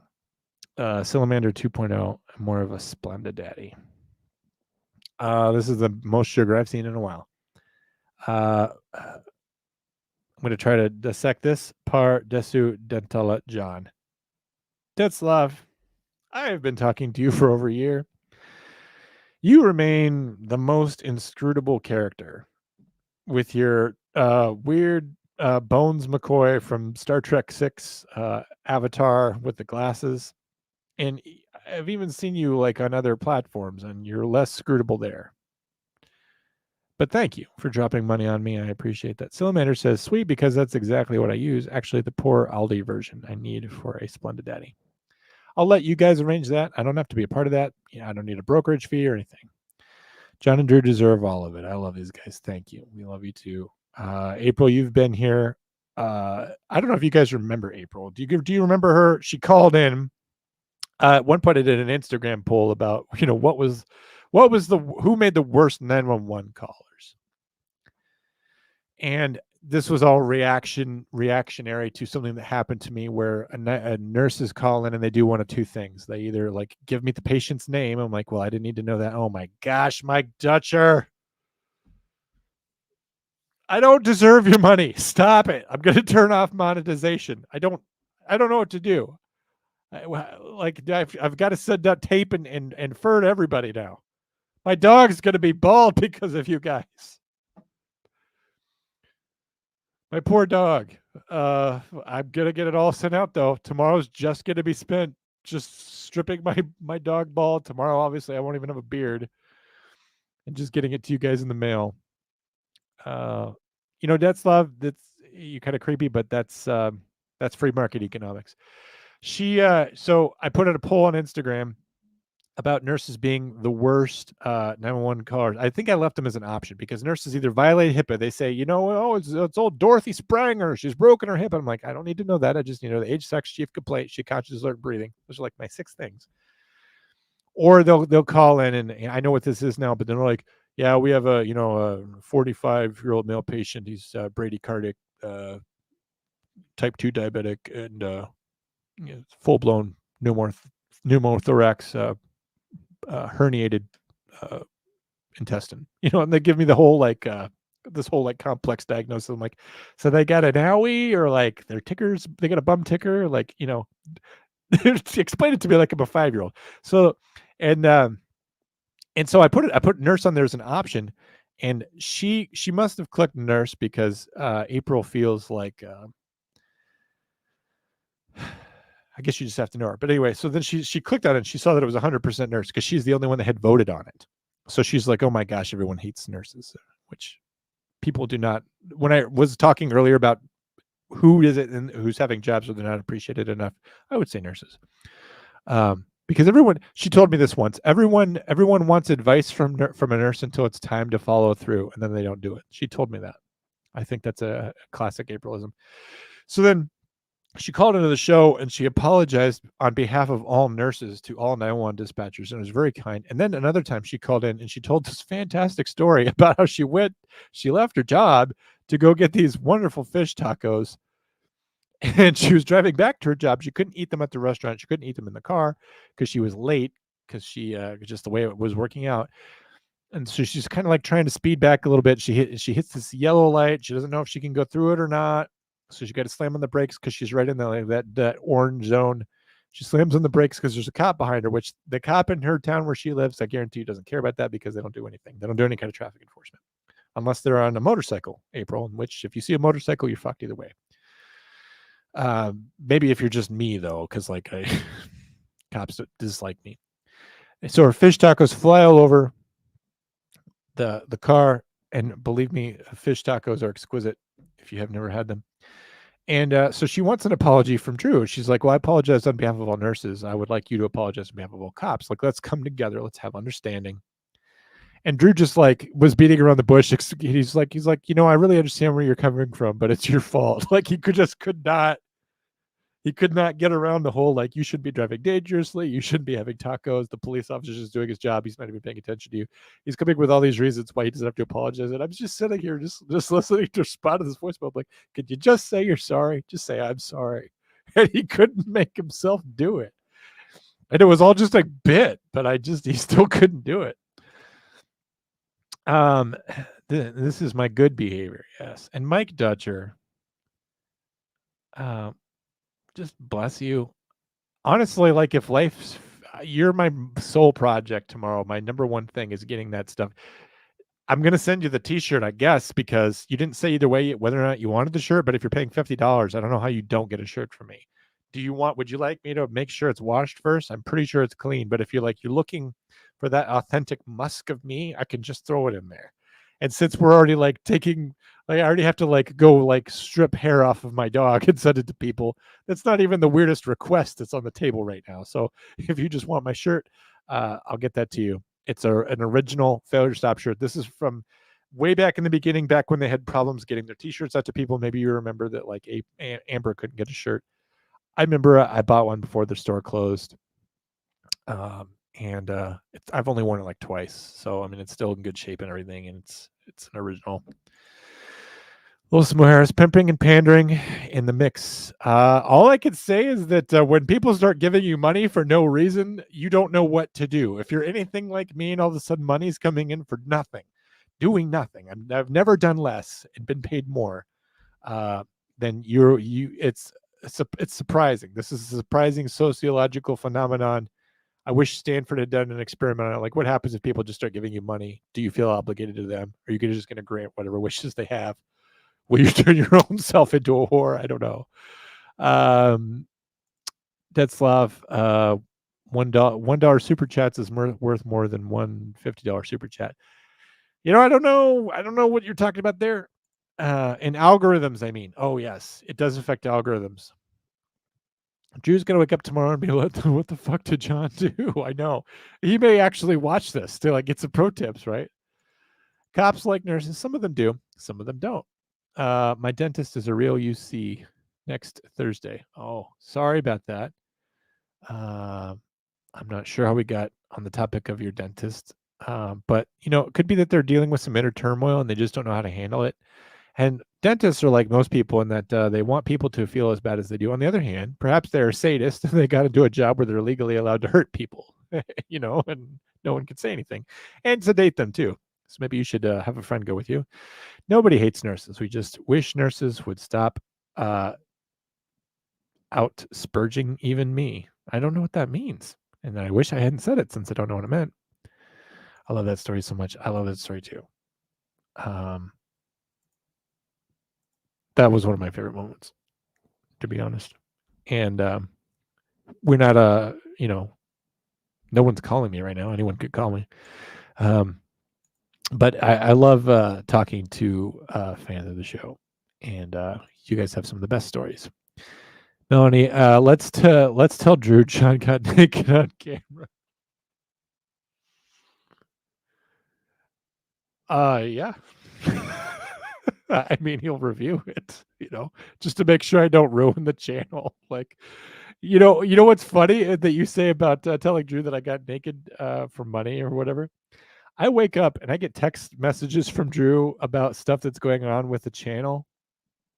And there was one last week where, because I had played some piece of music on the after show that we got, the video got demonetized, and he just sends it to me as a screenshot. And I feel like I'm being confronted, and then Dewey's just like, John, what are you doing? And I'm like, so yeah, I can only imagine that Drew's like, why are people texting me that you have turned this into a tawdry strip show? Keep the shirt. We can get tacos when convenient. Okay. Yeah, Mike, you're up in Minnesota. We will be up there. Isn't there a brewery very near you? We talked about that at one point. I believe there's a brewery in your town. I'll buy you a beer and some tacos. And if you don't think that I'm legit about that, just ask Will Cray, who's not here tonight. He won the game show last year on Com Center, and so I went up to where he lives in New Ulm, and I literally went and had Mexican food with him. And you're not much farther away than that, so not to be anyway. I like to drive. So Mike, officially owe you lunch. John getting money for nothing. Chicks for free. Needs to install a microwave oven. I'm definitely not getting chicks for free. It's just not happening at all. I've been told to I bring luck. And are you dyslexic, John? You know what's funny? Las mujeres no tienen pollos. I make a lot of podcasts. I do a lot of it while very tired. And I have to edit them because I have no editor. And you know what's really weird, Los Mujeres? Sometimes when I talk really fast or when I'm onto a point, I start thinking so fast that like I have this weird tick that I've noticed about myself, and that I get proper nouns wrong. Like on the coffee break show that I did just last Monday, we were talking about, you were there. We were talking about Hawaii and about how like everything was on fire in Hawaii. And at one point I'm sitting there talking about dispatchers in Hawaii and how much it'd be hard to be in Hawaii. And then for no reason I said California instead of Hawaii. So I literally have a dent in my smooth brain somewhere, some synapse that doesn't work, where I will get proper nouns switched around in my brain and I don't even notice. And I think I did it on this episode tonight too, where I randomly switched out one proper noun for another. And it's something I've noticed having to listen to myself talk. So I feel bad for you guys. Fundraiser to get fish tacos with John. You guys, if I knew where all of you lived, if any of you live near me, it would be my greatest joy to go get fish tacos with you. I know Felony Melanie lives somewhere in Iowa. I'm about to get to her comment. I'm training John in a new word today. Yes. What word was that? Should I look that up right now since I looked up that state park? I'm scrolling up right here at this moment. Give me 1 second. If you want to type it again. All I remember is just not knowing what it meant and feeling like I was embarrassed. So, all right. So I'm not sending the shirt. That is ZZ Top song, Michael Hendricks. What are we referencing here? John getting money for nothing. Could that be a ZZ Top song? What is that song? Ladies go crazy for a sharp dressed man. That's what it is. I bet that's from that song. I like Double Back. That's my favorite ZZ Top song. Any more interest in the Midwest meetup? Felony, that's kind of falling apart. There was almost no buzz about that whatsoever. Nobody cared about going to Des Moines and meeting me. So what'll have to happen is, Felony, is that I'll just have to be in Des Moines and text you, let you know that I'm there, and we'll just have to go get a beer. We literally cannot do meetups, but apparently, although the amount of money that I've raised tonight, there's really no reason why we couldn't do a meetup. But I can just go see all of you individually. You know, why have a meetup and have to share my attention with 100 other people when apparently I will just come to you? Spurge, to wax obsessive on a subject of interest, often to the point of annoying those around you. I have learned a new word tonight. I wonder if that's strictly an internet thing, an internet slang, or if it's something that is, I wonder if that's like a colloquialism that I just am not aware of. Thank you for using it in a sentence too. Max spurged about his favorite video game so much that his wife, who has never played it, could tell you the plot. Thank you. No shame, I'm dyslexic too. I do it even with numbers. Yeah, Sudoku must be very hard for you.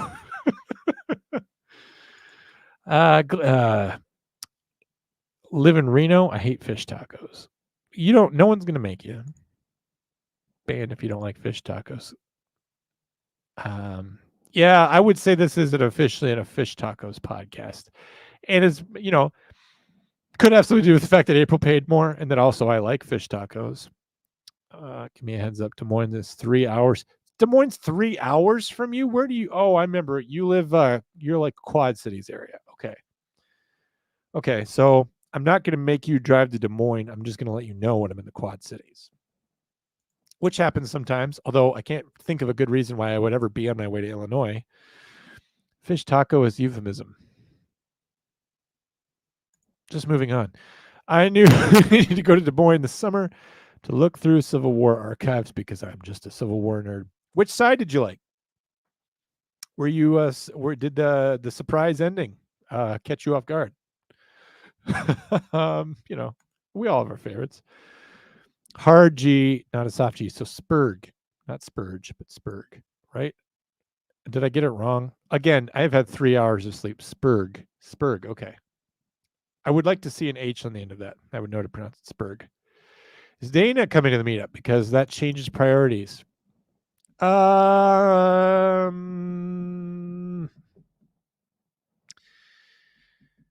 Dana doesn't do well in public places.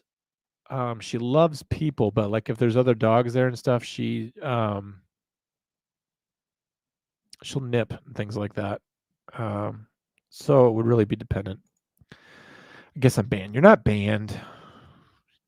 Less than an hour from Des Moines to count me in. Yeah, you know, if I'm going to be, what I'm going to do is, rather than setting up a formal time to be in Des Moines, is I will just let you guys know if I'm ever headed towards Des Moines and hey, if you're in the area, and I'll throw this out more generally. If I'm traveling somewhere, as I do, I like to drive. If I'm going somewhere, I'll just put it out there. I'll put it out there on my Instagram. Hey, I'm going to be in Des Moines. I'm going to be in Quad Cities. I'm going to be in Minneapolis. I'll be in Gillette, wherever it is that I'm going. I'll let you guys know. I still don't know what the hell happened to Dewey. Where did it go? He just bailed on me. I should call him afterwards and make sure he's alive. There's Des Moines near Seattle too. Yeah, Las Mujeres, actually, Abby was in here talking about the Des Moines near Seattle, but she said it's pronounced Des Moines. So that's very interesting. Union John, the good guys. The good guys? Don't you think that that's a little reductive? You don't think that the people in the South were fighting for a right to be free from an overreaching and tyrannical government that had too much to say about the way they lived their lives, and they were far away, and they didn't share even a common culture? Like Virginia and West Virginia literally broke up because of the Civil War, but even before that, the mountaineers of West Virginia felt like they had nothing to do with the elitist aristocrats of Virginia. So they broke up because of their culture. And people in West Virginia, before those two states became separated, they didn't like people in Virginia telling them how to live. I don't think there's anything wrong with you telling a distant, huge government to mind your own business and don't tell me how to live. It gets tougher when what they're telling you to do is not enslave humanity. It's like hard to have the moral high ground. But I wouldn't distill the Civil War down to just good guys and bad guys, particularly since only the very wealthy had slaves. And if you think about it, the South lost the war because they ran out of money. So they must not have had that many wealthy people. Just something to think about. What's your cat's name? My cat's name is Fox Mulder. My dog's name is Dana Scully. That should come to the surprise of no one, at least not of anyone who wants to believe. They get along. It's short for Asperger's. It started in the gamer community. That would be why I don't know it, because the gamer community I'm in is not online. Everyone just plays Super Mario Brothers 3 by themselves. But my sister had Asperger's, and she would talk about the things she was interested in. So I guess I get the etymology of that. Sweet drive to Michigan. I'm just gonna go to Michigan. I'd probably fly, to be honest with you. You Virginians. Oh, I know. You're still alive. Well, Tanner, things have turned out weird. You have literally gone and worked out, and I have received a lot of United States dollars in your absence. I'm a bit of a historian, and I try to stay of the whys of events of 1861, 1865. I don't think that you can be a historian without exploring the whys. Otherwise, you're just a memorizer of facts. I saw such an interesting video today. It was a take on the Simpsons bit of steamed hams with Superintendent Chalmers and Seymour Skinner, where he's like, oh, my roast is ruined. If only I could go and go and get some Krusty Burgers and pass them off as my own food. Oh, devilishly, devious Seymour. And he goes, are you ready? You're ready for steamed hams? He goes, I thought you said steamed crabs. No, steamed hams. That whole thing was redone in black and white as a justification for like the proliferation of the National Social Movement and the persecution of ethnic Germans in Poland. Someone completely took that whole thing and used it to explain like the internal rationale of the growing political movement of Nazism in Adolf Hitler. And I couldn't help it. I left a comment. I'm like, this is the smartest thing I've ever seen. So like the whys of it made it so interesting. You could just say what happened. Hitler invaded Poland and all this, and the Anschluss, the annexation of Austria and all this occurred in this year. But the whys of it are not only the most important part, but the most instructive part, because there's nothing new under the sun, and everything that's happening now has actually already happened before. And so if you understand the whys, you can get so much insight into what's going on now. I own property in Des Moines, or Des Moines. I don't pronounce the S in Des, though. It must be an oddball thing. All right, we'll call it Des Moines. X-Files, question mark? Felony, it's a bit of a peccadillo for me, but I never refer to it as X-Files. It is the X-Files. The article, very important. Leave comedy to the bears, Ebenezer. Yes. Tanner, if you pay $5, he stays longer. Tanner actually sent me $2.97 Canadian earlier, which I have no idea how much money that is, and bought me a coffee. So Tanner's already donated tonight. He's good. I'm a memorizer of facts. All right. Well, I mean, either one's good. I'm also a memorizer of facts. I'm not going to pretend I'm the most insightful person ever. I do as well, Detzlav. It's very complicated in my opinion. While I call my family's side the good guys, I'd call the South the good guys if they fought for the South. I'm not far off from John's logic. That's the thing. I've got family that fought for the Illinois regular cavalry, but that's everybody on far back on my mom's side. But there's a whole lot of bases in Texas, and there's almost no way we didn't have some sort of Southern sympathizers at one point. That's the other thing about the Civil War, if I may have like a good point, is that we're all like trying to take a side in it. That was Americans fighting Americans to put to bed the greatest mistake we ever made. Like, we poured out our own blood. We fought our bloodiest war. Antietam was the bloodiest battle that Americans have ever fought. And just based on the number of Americans lost in proportion to the number of Americans total that existed, it was our bloodiest war. So, and if you think about it, every single belligerent in the war was American because it was a civil war. We paid the highest price to put an end to slavery. We did it. And now, 200 years later, we're still arguing about who owns slaves and who owes what about that, as if we didn't pay a terrible price to put an end to it. Somehow people are still walking around with chips on their shoulders about slavery, and I don't understand that. That's just me. No one asked for that, so moving on. Wait till the airplane stop falling apart before you fly. We talked about this on Illegal Shift. If you're depressed and you want to save a little money and you want to go on vacation to Las Vegas, and you like gambling, and you'll either get there or you won't. Those are good odds. I think there's a whole market out there for people who want to fly and get somewhere, or maybe they don't want to get there and they're willing to pay for that chance. Just food for thought. Terry, if you pay $20, he'll talk of OnlyFans. Dewey, where did you go? Experiment. We already did this. I already said the name of your town. I've got the patch right there. By the way, this really hurts. So I believe it was Makokata, because I said it sounded like a drink, like something that has rum in it.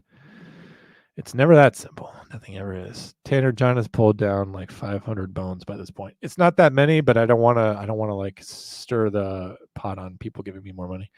I live by that Renton Boeing plant. I'll keep you all updated. Yeah, let us know. Like if you hear someone like, if you're like walking by the plant, you're just like, shit. You hear someone inside like swearing. You're like, what's going on in there? Like, could you guys like tighten it up, please? You're like, did you guys see that bolt? Nah, don't worry about it.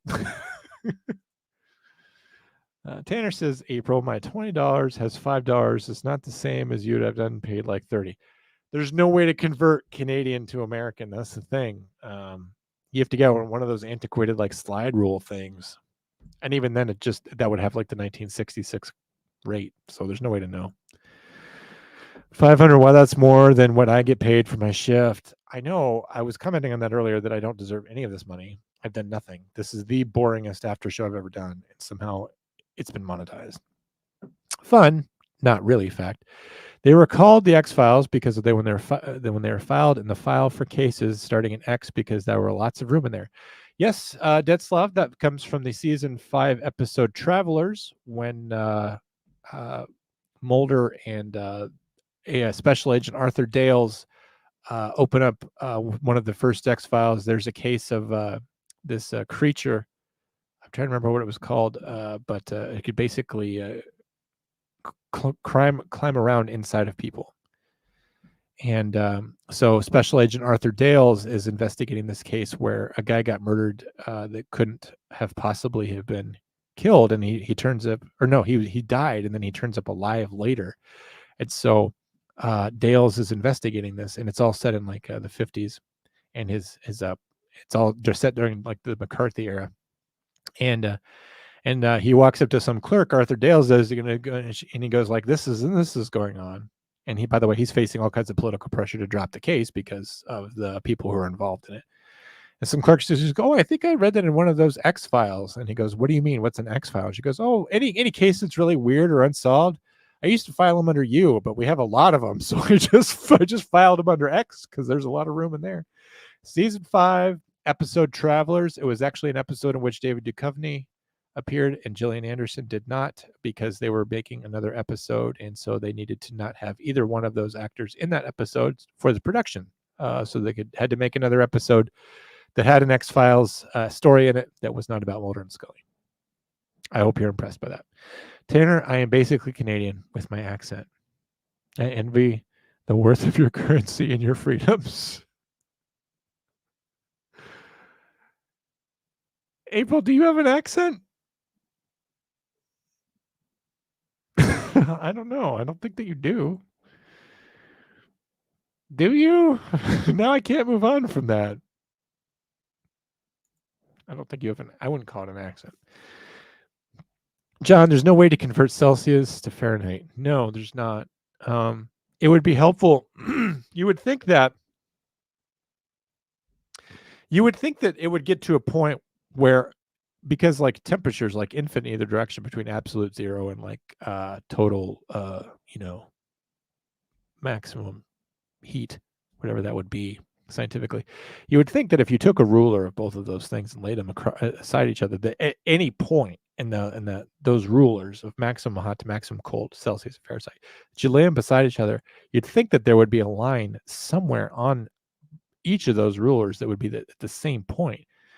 So where you could say that like minus 40 would be the same on both of them, but it doesn't work out that way. And so that's why you can't convert it.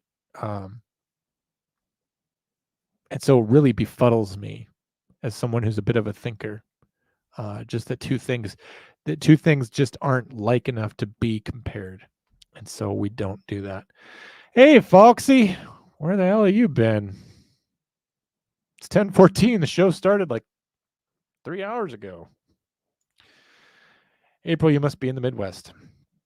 I prefer Kelvin. Oh, somebody throwing around Kelvin. You know what I hate about Kelvin is that it's not degrees. It's just like, oh, this is 360 Kelvin. Kelvin just has to be different. It's basically a little Canada. Melanie. Everyone saying hi. I grew up at about an hour north of Canada.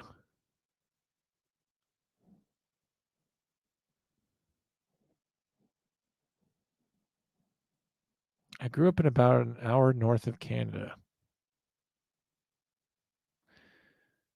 How tired am I? Because I'm thinking about a globe and I can't figure that out. I mean, an hour north of Canada. Greenland? I don't want to know. South. Oh, God. I spent all that time like trying to figure out the Earth for no reason. An hour south of Canada. So probably, Minnesota, North Dakota, Wyoming, Idaho, Montana, Washington, Michigan, New York, Vermont, New Hampshire, Maine, somewhere in there.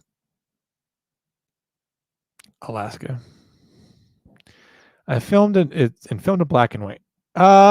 Travelers was not filmed in black and white. You're thinking of the postmodern Prometheus was filmed in black and white. That was also from season 5. It was an episode in which they asked Cher to appear. She declined. She appeared. They played a track of her music. A body double of her appeared. And when she saw the episode she was invited to appear on, she later had regret that she did not appear in it because it was a wonderful episode. It is actually one of my favorites. It's kind of a take on both that movie Mask that Cher appeared in and Frankenstein.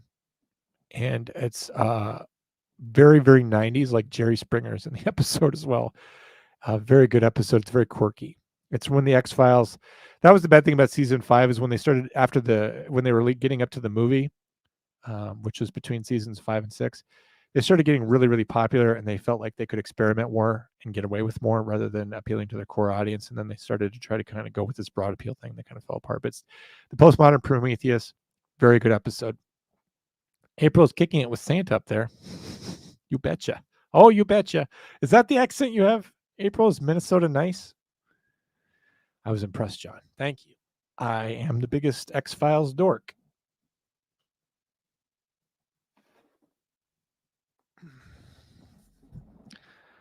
These are the X-Files.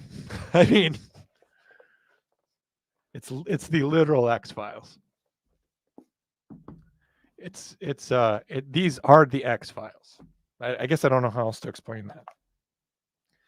Like, there's a picture of Eugene Toombs. This is a clipping from the newspaper where he appears. And his X-rays, and the copy of the FBI field report on that case. Case X129202, reference Eugene Victor Toombs, agent of record, Special Agent Dana Scully, to Assistant Director Walter Skinner, assigned field investigator, Special Agent Fox Mulder, Dana Scully. Case status closed. Total fatalities in case X129202 from Dr. Aaron Monty. And it goes in here and it's got a lot of it's redacted because some of that is classified. You can see why they wouldn't want them going up, but it's got his this is his because Eugene Victor Toombs is like an immortal creature. This is his county census document from the Bureau of Vital Statistics in the year 1903 saying that Eugene Victor Toombs lives at 66 Exeter Street. He's Caucasian. He was born on May 30th, 1873, according to this document, which is interesting because, he's about 35 years old when he's killing people in 1993. Never married, employed as a dog catcher. Father information unknown. Mother's name was Edith. Siblings unknown. So it's very, very easy to become an expert on the X-Files when you literally have the X-Files. Here's the Jersey Devil. It's the drawing that the homeless person made of the guy that was creeping around picking off homeless people in New Jersey.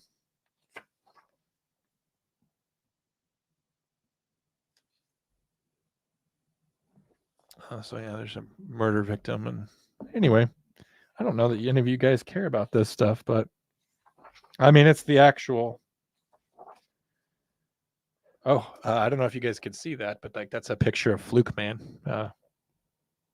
It's a drawing of him with some annotations from Agent Harrison. Oh, Donnie Faster, this guy, big time necrophiliac. That was a cool episode of the X-Files because it was just about a guy that was like a necrophiliac. There was nothing bizarre about it, other than the guy just like to have relations with the departed. Yeah, lots of cool stuff. Like I see, it's got the diskette there, the floppy disk. This is the guy that would meet people online and eat their fat. Just typical X-File stuff. Oh, Loch Ness Monster, Quagmire.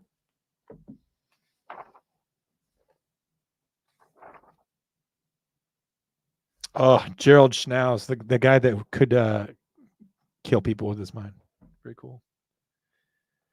That was Hub kind of angst and all that. What was that episode called? Oh, I'll think of it as soon as I'm off the air.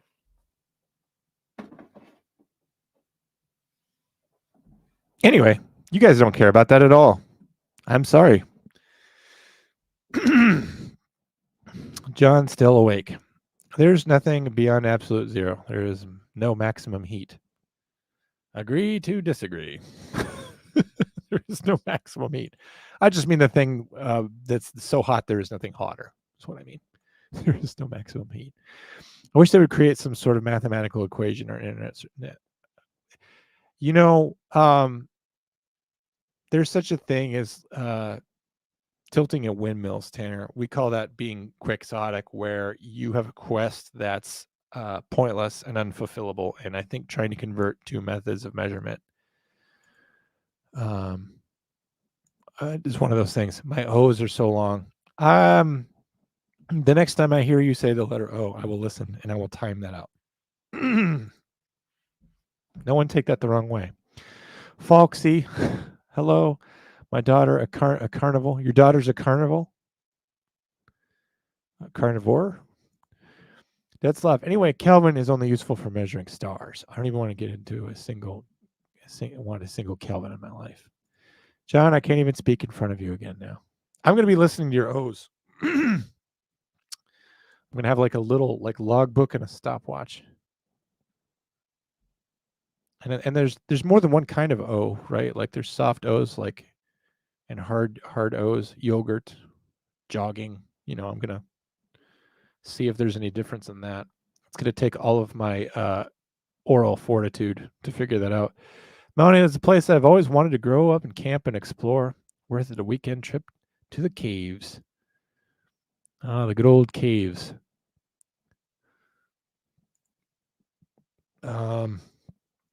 Yes. April ousted herself as a Russian spy for a brief moment. Maybe. I think spying's a lot of work. Cupcakes, you have been letting me down lately. I know you've been sick. I hope you're better. But you've not been in my shows. I've been missing you. I know it's because you're constantly running the shop. Behind on chats for the first time all night. Chase over here in Makokata will go to the caves. It's actually never been to the caves, and they're down their road from me. I'm guessing they're soft limestone caves. Yes, that was in that episode, Postmodern Prometheus. Don't all you conservatives here like Russia? We don't. We actually don't like Russia. We don't like Russia. That's the funny thing about that. That's the reason why it never made any sense to us. It's because we don't like Russia. We don't like China either. We don't like anyone. That's my conservative view. Thank you, Michael. I think that's the way I've summed up my conservative thought, is that I don't like anyone. Literally no one represents me. I was thinking about it this week. Someone was talking to me about local politics, and I never get roped into that anymore. And then I'm just like, do you realize that the person who probably represents me the most is probably Theodore Kaczynski? Don't ask me anymore. Not a good case for that. BTK was also a dog catcher at one point. Yes, he was. Probably the main difference is that BTK was a real person, and Eugene Victor Toombs was just played by Doug Hutchison, who also, I believe that was his name, but he also starred in The Green Mile and things like that. Good actor, creep in real life though. He was dog catcher and a security systems installer. He was Cupcakes. I did not know that you were such a big BTK guy. Maybe you watched our BTK case breakdown on True Crime.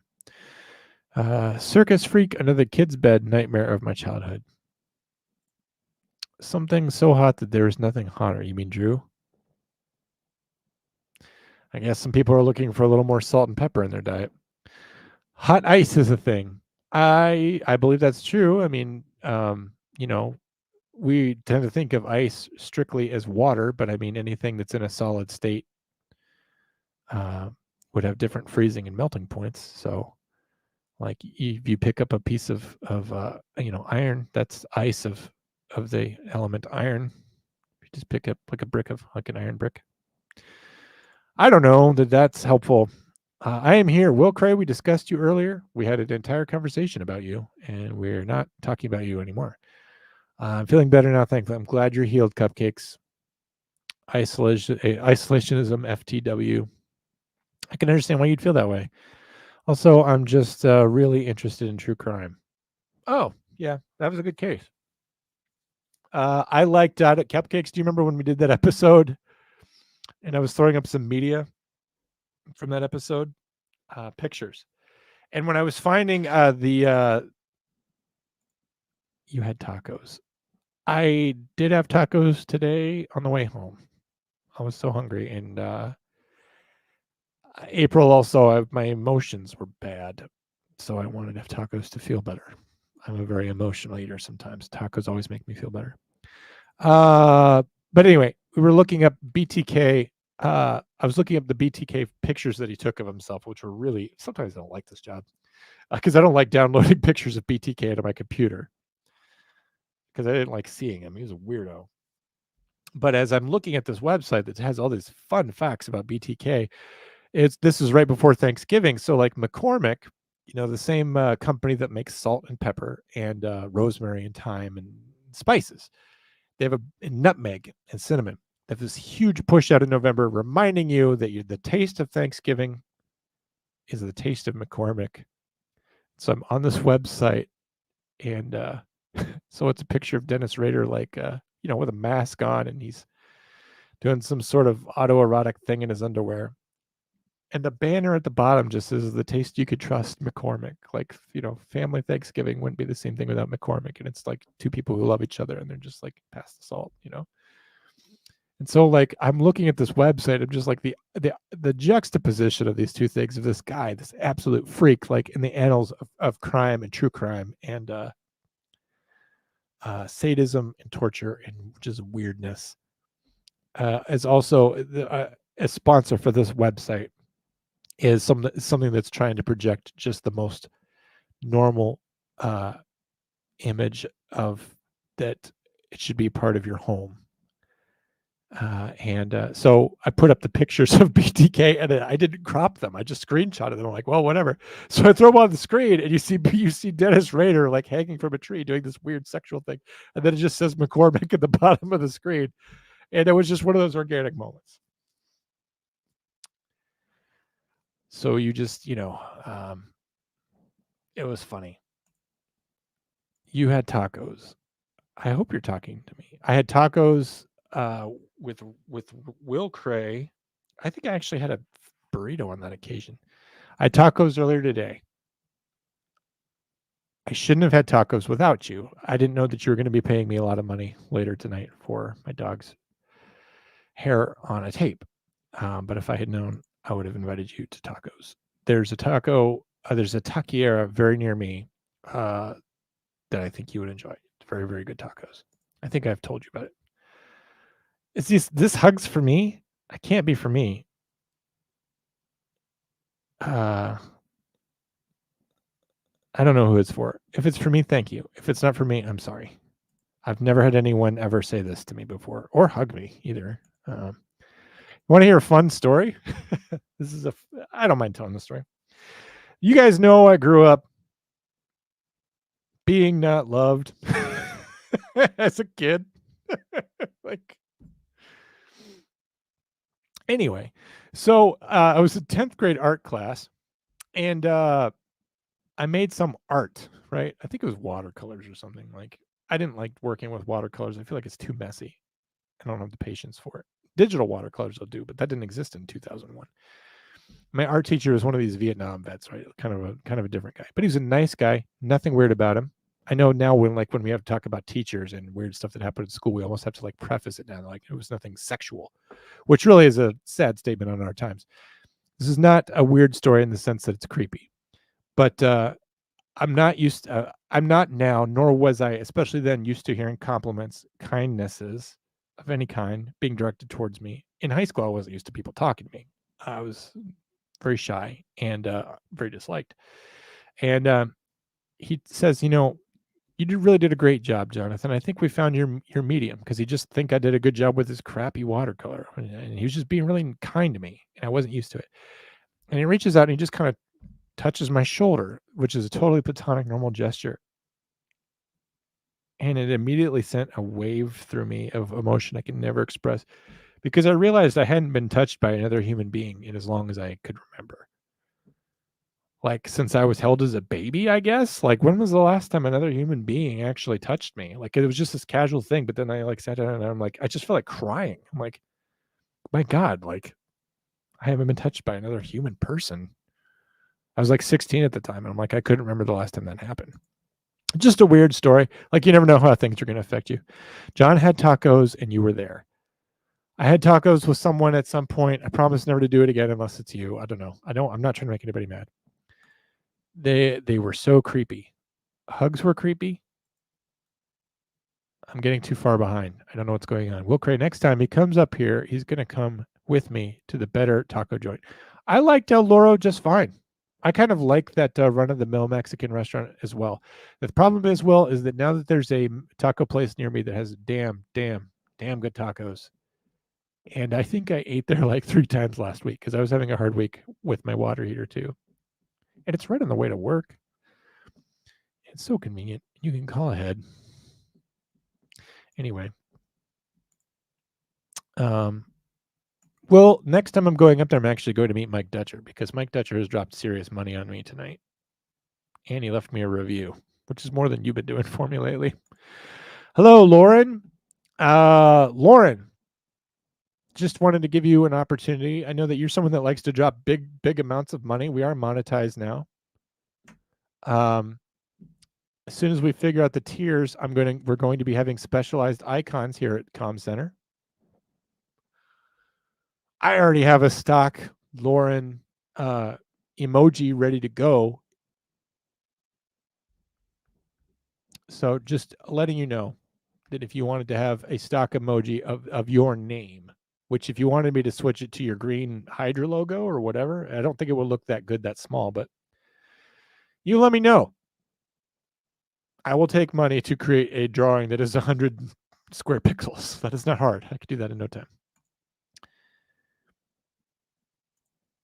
It would be even worse if he were a cannibal. He wasn't, though. Someone messaged me the other day telling me that they listened to our breakdown of Gilberto Val, the New York City police officer who was stalking people and was writing stories about eating them, and all of that was going to be prurient. And he got discovered and fired. And she reached out to me and said that there was a part of the episode she couldn't get through. And I was like, oh, yeah, I remember that part, the part that I never listened to. I took off my headphones because I couldn't stand to hear it either. Hello, Lauren. Las mujeres no tienen pollos. Is my Spanish even getting remotely better? Well, that is so unfair, John. I'm sorry you didn't get love growing up. Well, whatever. You bring a lot to the world, and you are loved now and appreciated very much. That's a nice thing to say. More hugs for you, John. Thank you. I'll just say thank you. I need to learn to be better at accepting kindness. You could tell that my story is legit. Like, I make up a lot of silly stories, but that one's legit because I still don't really know how to give and receive love in a normal way. I'm grateful that you didn't turn into a BTK type.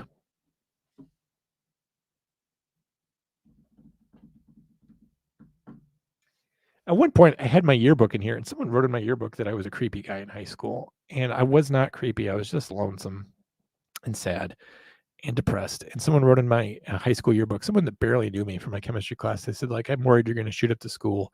And I want to tear that page out of there. It's always bothered me that it's in there, that someone had that impression of me, and that I've kept that all these years. The place by me has fucking great tacos too, not El Loro.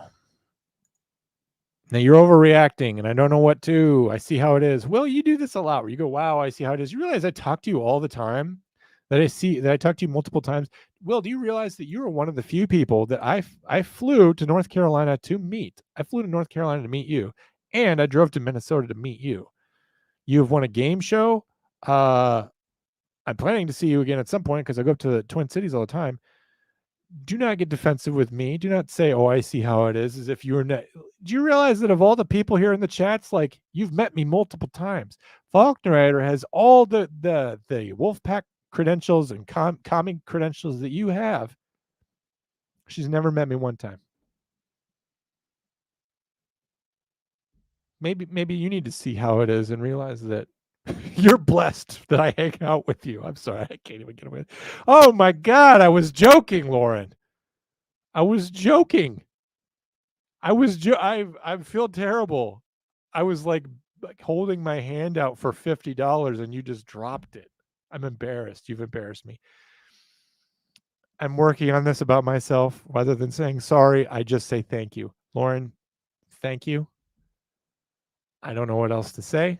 Thank you. And you're getting your own icon for $50. Probably a mic touch or two. I don't deserve to be paid. Thank you guys. I don't know what to say about that. That embarrasses me. I'm not used to that level of nice. We love you, John. Thank you. I didn't tell that story for you guys to give me money either. So if you feel like if you feel like I told that story to manipulate your emotions and you don't feel good about the money, please get in touch with me. It can be Venmoed back to you. Nothing has been done that can't be undone. Thank you. Thank you. Thank you for saying that. It actually breaks my heart. I'm okay now. I'm all right. That was a long time ago. I was 16 at that time, and now I'm almost 40, so I'm okay. I'm not being traumatized by the stuff in my youth. I'm not letting it define me. Lasso Harris. That's right. I'm being traumatized and affected by my 20s now. So it's all the stuff that happened in that horrible decade that's really affecting me. Let's pull up the show. We could be happier. Salt Spreader, brand new. The OG Commando. By the way, we were calling ourselves commies until he showed up, and then I realized that was a terrible idea because, like, as news people come to the show, April not necessarily withstanding, we do tend to kind of like aim towards the conservative-minded person. Not that everyone's not welcome here and that I won't hear any point of view. I'm happy to. But I realized if we called all of our fans commies, that might turn people off, that I'm rude, or that they might think that like this is a legitimately like a Marxist forum. And so neither of those would be good. So Commandos is good. Salt Spreader, the OG Commando says, yo, yo, yo, just tuned in to not a big donor, broke loner. I will support through views until something grand happens. That's fair. I've done nothing grand tonight.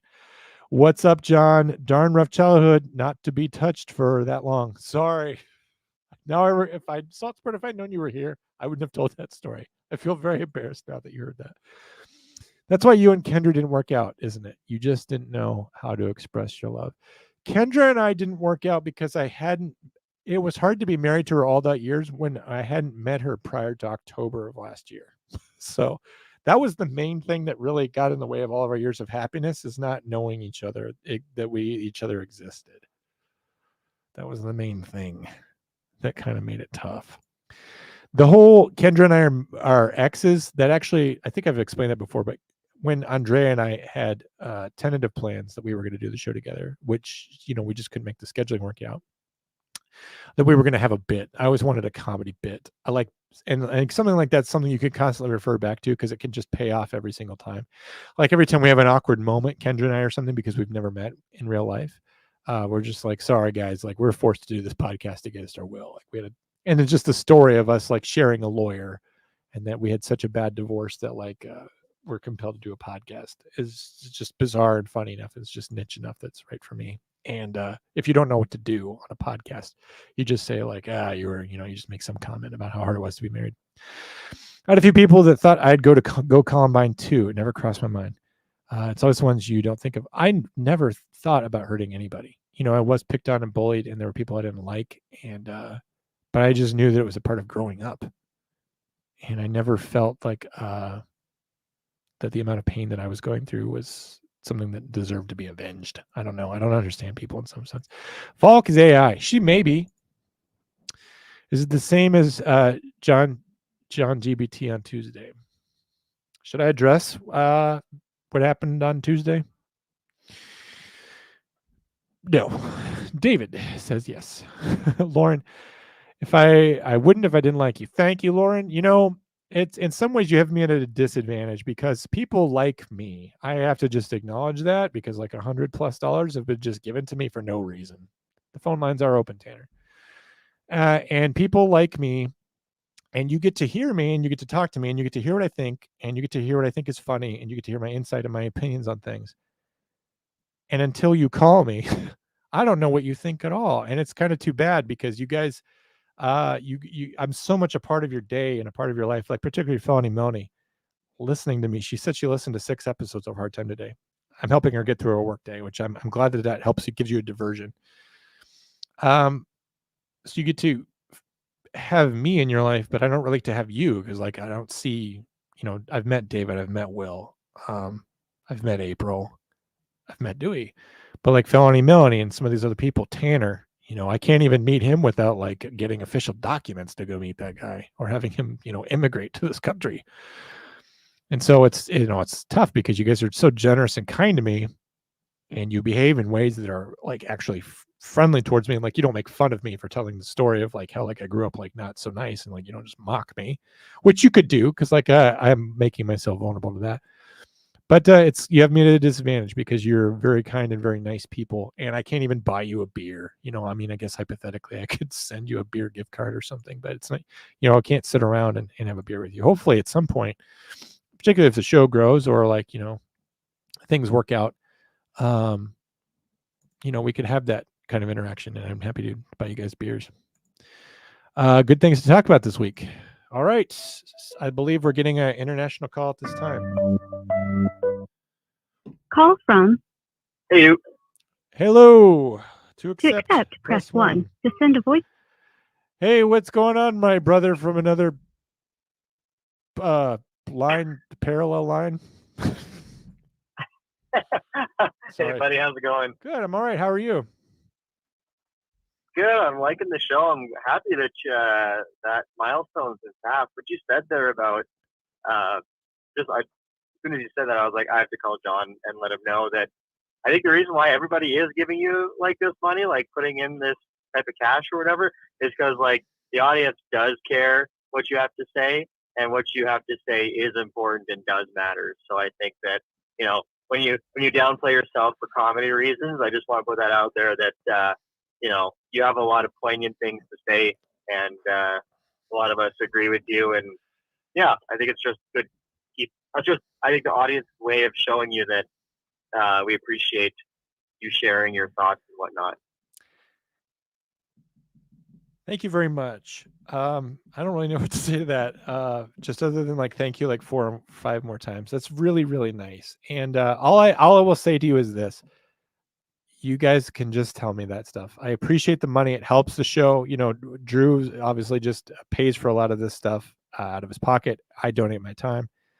So I appreciate that because it is tremendously encouraging. But I want you guys to know that even though we're monetized and we're saying, hey, you can support the show, it's our relationship isn't like that. Like I have worked this amount of time without pay because the audience is important, and connecting with you guys is important, and talking about things is important, and giving voice to the things that we're all concerned with mutually, whether it's police 911 issues or just whatever. It's important to do that. And I think everybody knows that. Okay.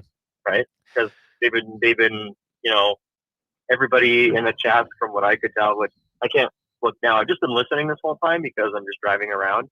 But from what I can tell, everybody in the chats are longtime listeners, right? So I think, and that was long before the money came into it. So I think that the loyal fan base is there. It's just growing one by one, week by week.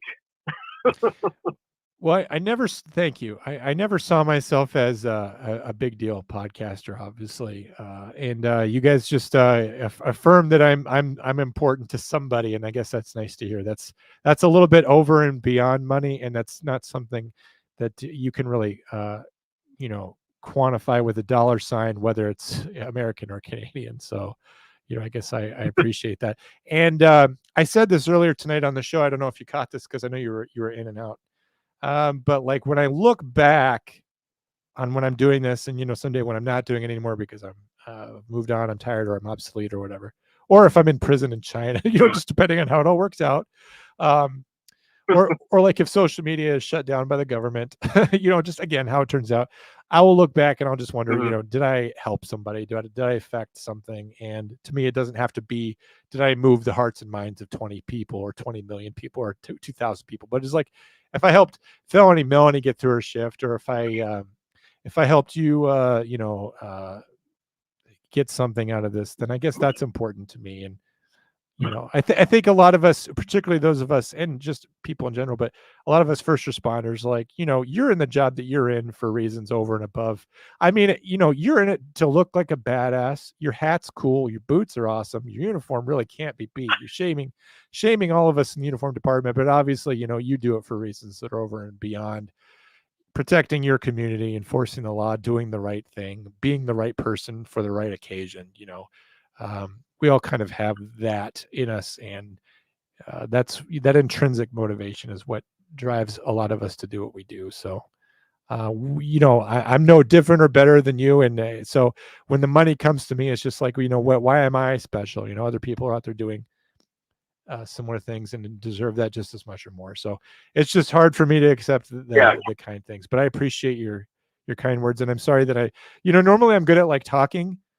I could like talk about earlier today, I talked about cigarettes for 20 minutes, but like when it's about me and when it's serious, I'm not so good at it. So I apologize, but thank you for being kind. But just call them flapjacks whenever it gets really awkward and silent again.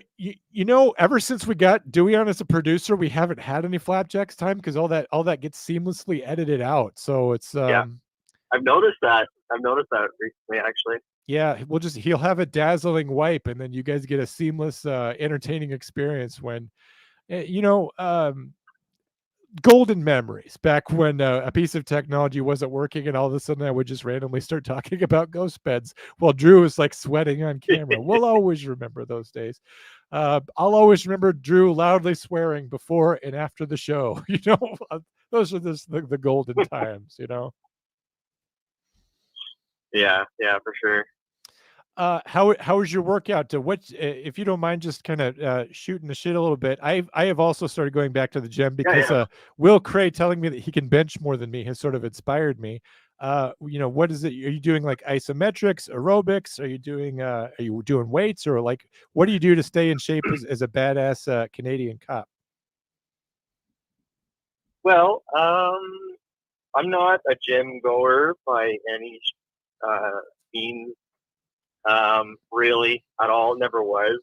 I always tell people, I don't know, I always tell people that I'm pretty retarded when it comes to the gym, just because I don't know, I've never had any like formal training or anything like that. So I appreciate learning plans or fitness plans or someone instructing me or coaches or whatever. Yeah. So actually, I've been using Apple Fitness Plus for like the past 8 months, and it's been really good. Like my wife has said that she's noticed quite a difference in my physique. I've lost 10 pounds since that 8 months, but how many pounds is that in the United States? I think that's 5 kilos. Okay. And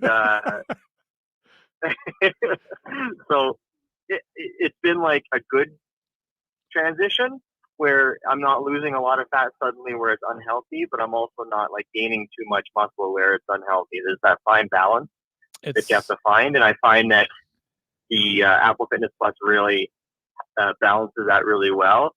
So I'll do like a 45-minute workout session 5 days a week.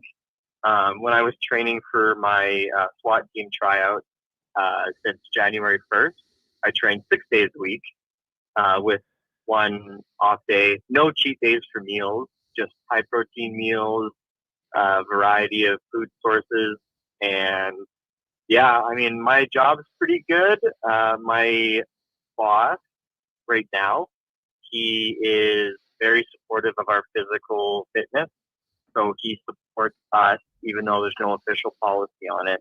He supports us going to the gym at the office on shift as long as we're ready and able to respond to calls. Kind of like a firefighter, but much cooler, you know?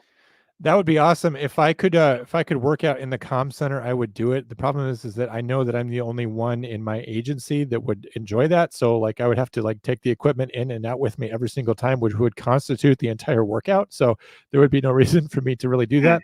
There is a gym across the street from my comm center though, so I go there afterwards. And to be honest, I mostly like weightlifting because I've never been much of a runner. I think if you're going to be a SWAT guy, you know, I think you should probably, if it's at the risk of giving you advice, which you didn't ask for, but like there's, I know that one thing that's like they use in the infantry is like, I forget what it's called, but like gunny sack racing, where like basically you put on like load bearing vest, you basically carry some kind of load with you when you run around. And if you think about it, when you're going to be doing SWAT stuff, you're going to be wearing, you know, plate carriers and carry all kinds of heavy arms and all these things, and you're going to have to, you know, be running around and jumping and diving and rappelling and stuff. And so maybe the weight loaded cardio is really what could get you conditioned for that. What do you think? Yeah, I absolutely agree. There was one aspect of the physical test which I ended up passing without going into too much detail. I ended up passing everything during the day of testing. It's just that I was told that I wasn't moving forward just because there were other people that had better physical test timings than me. And that's fair. There was like 30 of us guys trying out for, 2 or 3 positions. So Okay, it's highly competitive. But so does that mean you're not in the running anymore? No pun intended. yeah, exactly. They did say keep doing what you're doing. Try again next year, which is fair. Most of the guys, I'd probably say 2/3, 2 out of 3 guys that were there said that it was their first time, and it was my first time trying out too. So all those guys, it was tried it multiple times, and they only have tryouts like once a year, maybe more if they're hurting. But yeah, it's highly competitive. But I think I will do that. I get a weight loading running vest and add that to my routine, because right now I'm only doing weight training and high intensity interval training with some cycling and treadmill mixed in there.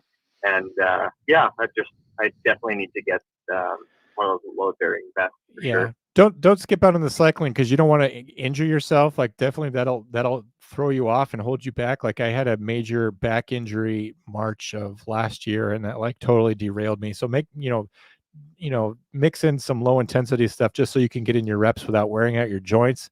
But the thing that's really going to help you is that this is something I remember they taught me this in college.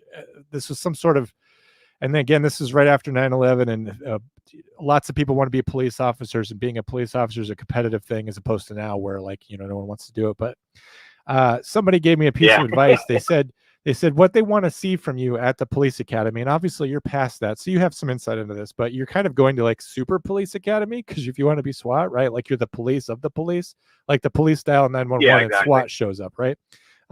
They want to see improvement from you. So if they've already got some benchmark from where you used to be, in 2024 when you tried out, this was your 40-meter dash or whatever crazy Canadian thing that they're having you do.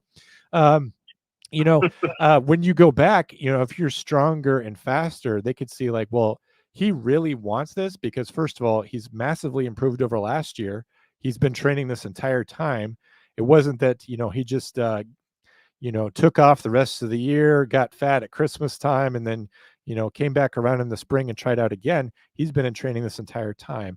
And not only will that give you better numbers, obviously, but it's going to show a greater commitment. So hopefully they see that pay off. And I hope you get it. Because if like the regular uniform for you guys is cool, I can't only imagine what the SWAT one is. I mean, that's got to be next level shit right there. It depends on which team and where they're based out of. or which division or district they have. They have different colors for some reason. They support different colors. Some teams are full solid navy blue. Some are like wearing multicam colors. Some are solid green, like ranger green colors. It's very odd. I think it depends on the commander, or it probably also depends on, they probably have multiple colors for, if they're responding to an outside call, are they responding to an empty field in the middle of winter where it's minus 30 degrees out? Yeah, are they responding to an urban center? Things like that. So yeah, I can only imagine, but I'm definitely going to keep at it. I lowered it down, like you said. You don't want to tough yourself out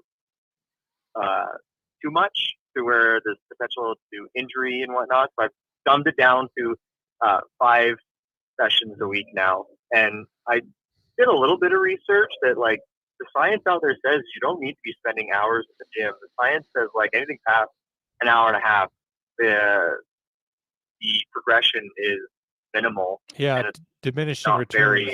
Yeah, exactly. So I found a sweet spot for me, which is only about 45 minutes. That includes stretching and cool downs afterwards. So I find that's a very good balance. Yeah, I mean, if you think about what you're doing, particularly with strength training, right, is what you're actually doing is you're recruiting muscles that you don't normally use, and you're actually putting them under stress, and you're tearing up that muscle, right? You're using it, and you're kind of breaking it, stretching it, and you actually don't get stronger at the gym. You get substantially weaker, right? Like as you do your reps, as you're going through your reps and you're doing your sets, right. You're just getting weaker as you go. But then when you go home, you're fatiguing your muscle. Yeah, you get your protein and everything you need to rebuild your body. It's actually when you're sleeping, you got to make sure you get enough sleep that your muscles knit back together stronger. So that's actually when that's the tough thing. Yeah. Sorry to cut you off, but that's a very, very good point. First responders, and yourself included, because you guys are included in that. It's like the mental fortitude. It's your brain that typically keeps you awake at night. That's why all of us get terrible sleep. Is that operational stress injury or that PTSD or whatever. So I know for me that's the struggle. Where I struggle is the recovery, the sleeping afterwards. Yeah, I mean, I'm the same way. I mean, I just have some, I get depressed and things like that, but I do go to the gym and that helps me feel better. I get some of those positive endorphin feelings, that runner's high type of thing, Plus I feel better about myself after I've accomplished something for myself.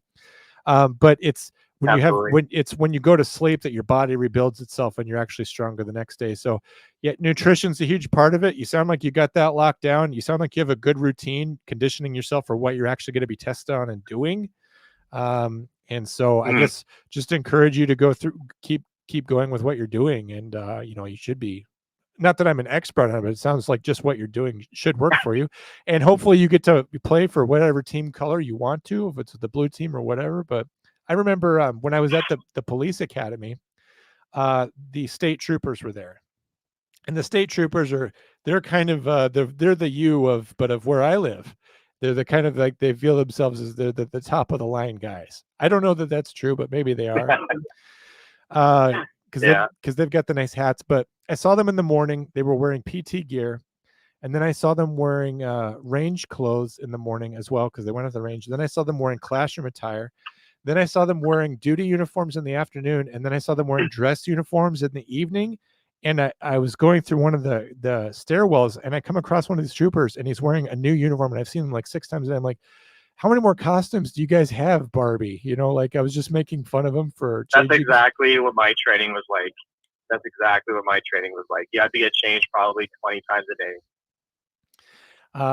I mean, I get it. You want to be wearing specific things at the range, so that you don't get shot. That makes sense to me. And obviously you don't want your PT gear and all that, but it's a terrible life as a high powered professional police officer, and you have to have a lot of stuff. I'm really lucky because at my agency I don't have to wear a uniform at all. I'm literally wearing what I wore to work today. So I get to dress down at work because we don't even have a window or anything where even anyone would come up and talk to me. So that's something I appreciate about the job. But I used to wear the uniform, and I used to take pride in the uniform, and so I know how that affects you. And It's very cool. And I'm sorry that you didn't make it this year on the swap, but I believe that you will get there next year. And so, obviously you'll tell me all about it as that process continues. Oh yeah. Yeah. I'll keep you up to date. We talk every now and then. We do. But funny about the academy. I'm actually, if you don't mind, like, I don't want to bother you at all, but, Not at all. wait, when is it? May. So July, I'll be going to the academy for a swearing in ceremony and graduation for a friend of mine. So I'll be sure to take some photos, and I don't know if you've ever seen it at all, but I'll take some photos and I'll send them to you over Instagram. Yeah, I would love that. I went to a swearing in ceremony for a friend of mine who's a deputy he was a dispatcher, became a deputy. And so I'm kind of curious just because it's kind of a rite of passage. It's kind of a ritual. And I kind of wonder how it's different for you, if it's different for us, because, it's a surprising number of things are different when you cross the 49th parallel. And I would be interested to see how it goes. And, without saying anything, because you haven't said your name, but I mean, you do work for a sort of world-renowned and prestigious agency. Some people say that you guys always get your man, is something I have heard about you. So, without saying what that could possibly mean. So I would be very interested in seeing some of the pomp and circumstance on an occasion like that, and it's certainly a big deal to become one of those. And I think I was invited by you to join that agency. I just have to find a way to get a sponsor and get a job in Canada and legally emigrate there and live there for a certain amount of time. And then, even though I would be like 45 by then, somehow compete with someone who's half my age for the same job. So it's possible that I could do that at some point. The oldest guy when I was there at the academy, the oldest guy I met there was 55. Okay, well then, all of a sudden it's looking more possible. I'm actually too old to even fight for my own country. I don't know if you're aware of that. Like, I think I'm aged out. No, I had no idea. I think I'm aged out of even my own armed forces, but I could still go and fight for yours. So that's great. Is it that's a thing, eh? Really? I think so. Well, I know I'm for sure too old for the Coast Guard, and I know I'm for sure too old for the Navy. I think they might still take me in the Army.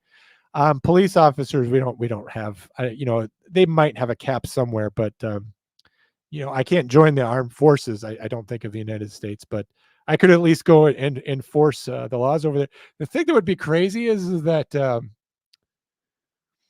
I don't even know Canadian laws at all. So, I would not be good at that. So I think that would be something that would really They'd train you up.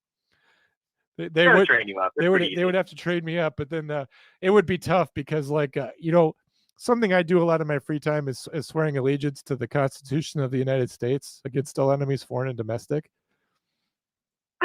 So just switching that over, to what is your equivalent over there? Isn't it just like the document of good government or something? I can't remember the name of it.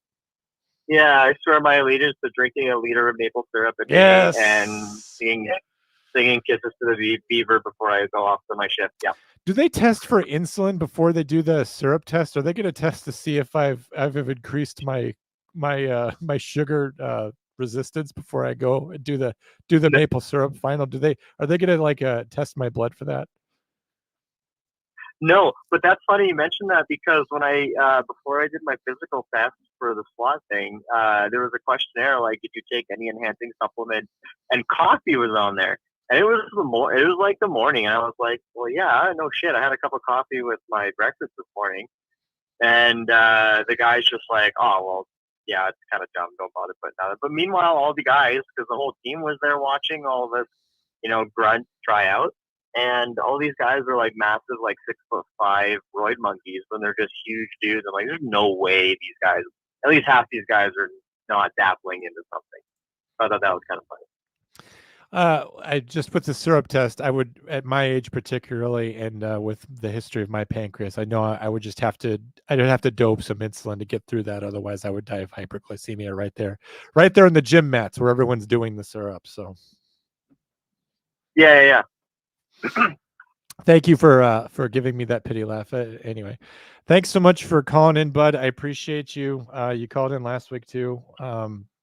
Thanks for donating. I don't actually have a Tim Hortons here, but I'll go out and get some coffee. So I appreciate you donating to the show, bud. Yeah, no, that's all good. Like I said, I'll be in California next week, so I won't be around. I'll catch the shows after on probably Apple Podcasts or something, and then the week after I'll be around. So back home. All right. Well, yeah, you be safe as you travel internationally. California, not exactly a great place to be. So we wish you good luck as you travel to foreign lands. Be safe. Thank you. Make good decisions. I don't even think California is a big damn place with a lot of people, but I don't even think I know. I guess David's out there. I guess you could possibly run into him depending on where you're going. But just be safe and travel well, and we'll catch you when you're back home. Okay, thanks, buddy. We'll talk later. All right. Thanks for the kind words again. It means a lot to me. You take care. Hi, buddy. Bye. Bye. You guys are so nice. I don't even know what to do. So kind. Take that, Mom. This is what nice people are like. If only she could see. My mom probably actually watches this show because my mom has like a weird fixation with me. April says she's always voted blue and she feels welcome here. That's good. People need to vote their conscience. And that's the thing, too, is that unfortunately, we're in a weird dyad where you can have certain beliefs. Like I know April believes in like government programs to help less fortunate people. Like she wants people to get support and things like that. And that comes from like, how could you assail that morally? And, unfortunately, we're in a divide now where it's left or right, blue or red. And we also, people define their value to their listeners or to their core audience by subscribing to what they think their audience likes and defining themselves by what their audience hates. And so any reasonable person is not going to perfectly fit into a red-blue dyad, but we also just value people here, and people can have opinions, and we don't all have to agree. And April and I, good friends, and don't always agree. And we've always been able to see through that. And so that offers a great deal of hope that you can be friends with people that disagree. That whole TCT story line is a great joke. I'm so far behind TCT storyline. I'll remember it later when I go to bed. I think your jokes about you being divorced is hilarious. Thank you. Some people get mad at me. Like I've had people reach out and like, marriage is sacred and you don't need to be joking about that. And, how does your actual spouses feel about this? Like just assuming things. I'm just like, it's just a joke. Maybe we don't all have to take it so seriously. I do this because I hate John. This actually makes me feel like more at ease. Like I can handle hate, if I've been dealing with the YouTube comment section on failure to stop, because I'm not as good as Mike. I know how to handle that. John's chat proved that he was AI folk. Maybe I was just trying to be more inviting. Case in point, I was being more inviting in those chats, and we had more people watching True Crime Tuesday than usual when I was being nice in the chat. So maybe you'll just see a nicer John from now on. I don't know. John is all about the self-deprecating humor. Norm Macdonald, I mentioned this maybe last week, but Norm said that Norm Macdonald, my favorite comedian, he said that anybody who's funny has to have a certain level of self-awareness, and self-awareness and vanity or ego seldom go hand in hand, because if you think about it, society is pretty much shit, right? And society is composed of individuals, and individual people are always doing the wrong thing. So how can a individual person be great, and how can they have a good sense of humor if they're not aware of that? And also, I just can't really think of a good, funny person who thought he was better than other people. The other thing is that someone who really informed my sense of humor growing up was probably Conan O'Brien. And Conan O'Brien took over The Late Show from David Letterman, and he was kind of an underdog in that. And I'll never forget his approach to the early years of that show as just someone who utterly did not belong there, that he didn't belong taking up the reins after David Letterman.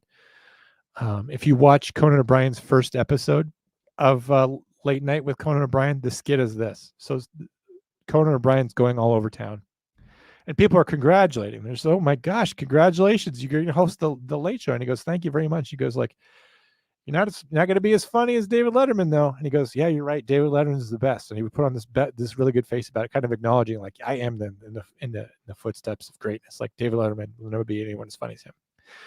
And more people would be like, oh, congratulations, you got it. You're never going to be as good as David Letterman though. And so people would congratulate him, but then at the same time temper their expectations. But he would always just be gracious about it. He goes, you're right, David Letterman's the best.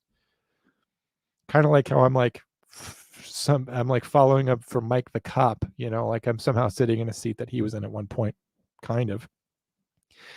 But in his first skit on his first show, people are doing this over and over and over and over, and people are saying this to Conan O'Brien. So then he goes in his dressing room, and his personal assistant says, 5 minutes before you go on stage, Mr. O'Brien. And he goes, okay, I'll be right out. And then he walks over to the corner of his dressing room and just takes out a noose and puts it around his neck, and he's smiling the whole time, And then someone else talks to him. He's like, we're gonna go now, Conan. And he goes, oh, okay. So he takes the noose off. He doesn't have time to kill himself, and he goes out and starts the show. And I always thought Conan was the best. And once he got the Tonight Show and he was taking over for Jay Leno, that's when he couldn't play that anymore, because now he really was a big deal. He's literally doing the Tonight Show. He couldn't do the self-deprecating comedy that made him the best. If you were about the money, I wouldn't give the money. I know you wouldn't, April. Thank you for saying that. This is a great phone call. Tanner's like the best. Like, that guy's just really nice. Like, he's a classic example of somebody just like a perfect stranger from beyond, who knows wherever he's from, just being really kind and nice. And I've had many people do that, but Tanner's a good example of someone that just really good. I realize I said his name now, but I think people saw him in the chats and knew that it was him. So we found out, longtime listener, he just outed himself. He was in the chats and he asked if the phone line was open. So I don't think I did him dirty. I also haven't said his last name. I did mention the country he's from. It's actually a large country. It's actually like it's 15% of the land mass on Earth. So good luck on that one. $5 on prison in China. I'm with you. Exactly what Audrey said. Cupcake said, I got to drop out. Got to be up early. Have a good night, everyone. Bye, John. Goodbye, Cupcakes. I know you're long gone. That was it. Oh my gosh, that was 25 minutes ago. Goodbye to you, Cupcakes. Good night. It's all Dewey's fault. Yeah, where the hell did Dewey go? Well, Craig can bench more than everyone, though. I'm back up to, so he can bench 225. He could do 5 reps in a set without resting. I am back up from being down low this week. I can't call them personal records, because like my personal records are like 265, 270. But I haven't been lifting very much, but I'm back up to 235, and I can do 2 reps in a set without resting. So, and I wasn't in, anywhere close to that last week. So I'm quickly getting it back. Push, pull, split, FTW. You're probably doing a lot more things than I am. Well, I really like specific exercises. I like bench press. I like free weights. I don't really like squats. I do some deadlifting a little bit, but I do the stuff that I like, and that's probably why I'm not getting a complete workout. I'll never be able to beat you up, Will. You're built like a fire plug. I would never be able to knock you over even. Potato. I have 2 gym memberships. It's a problem.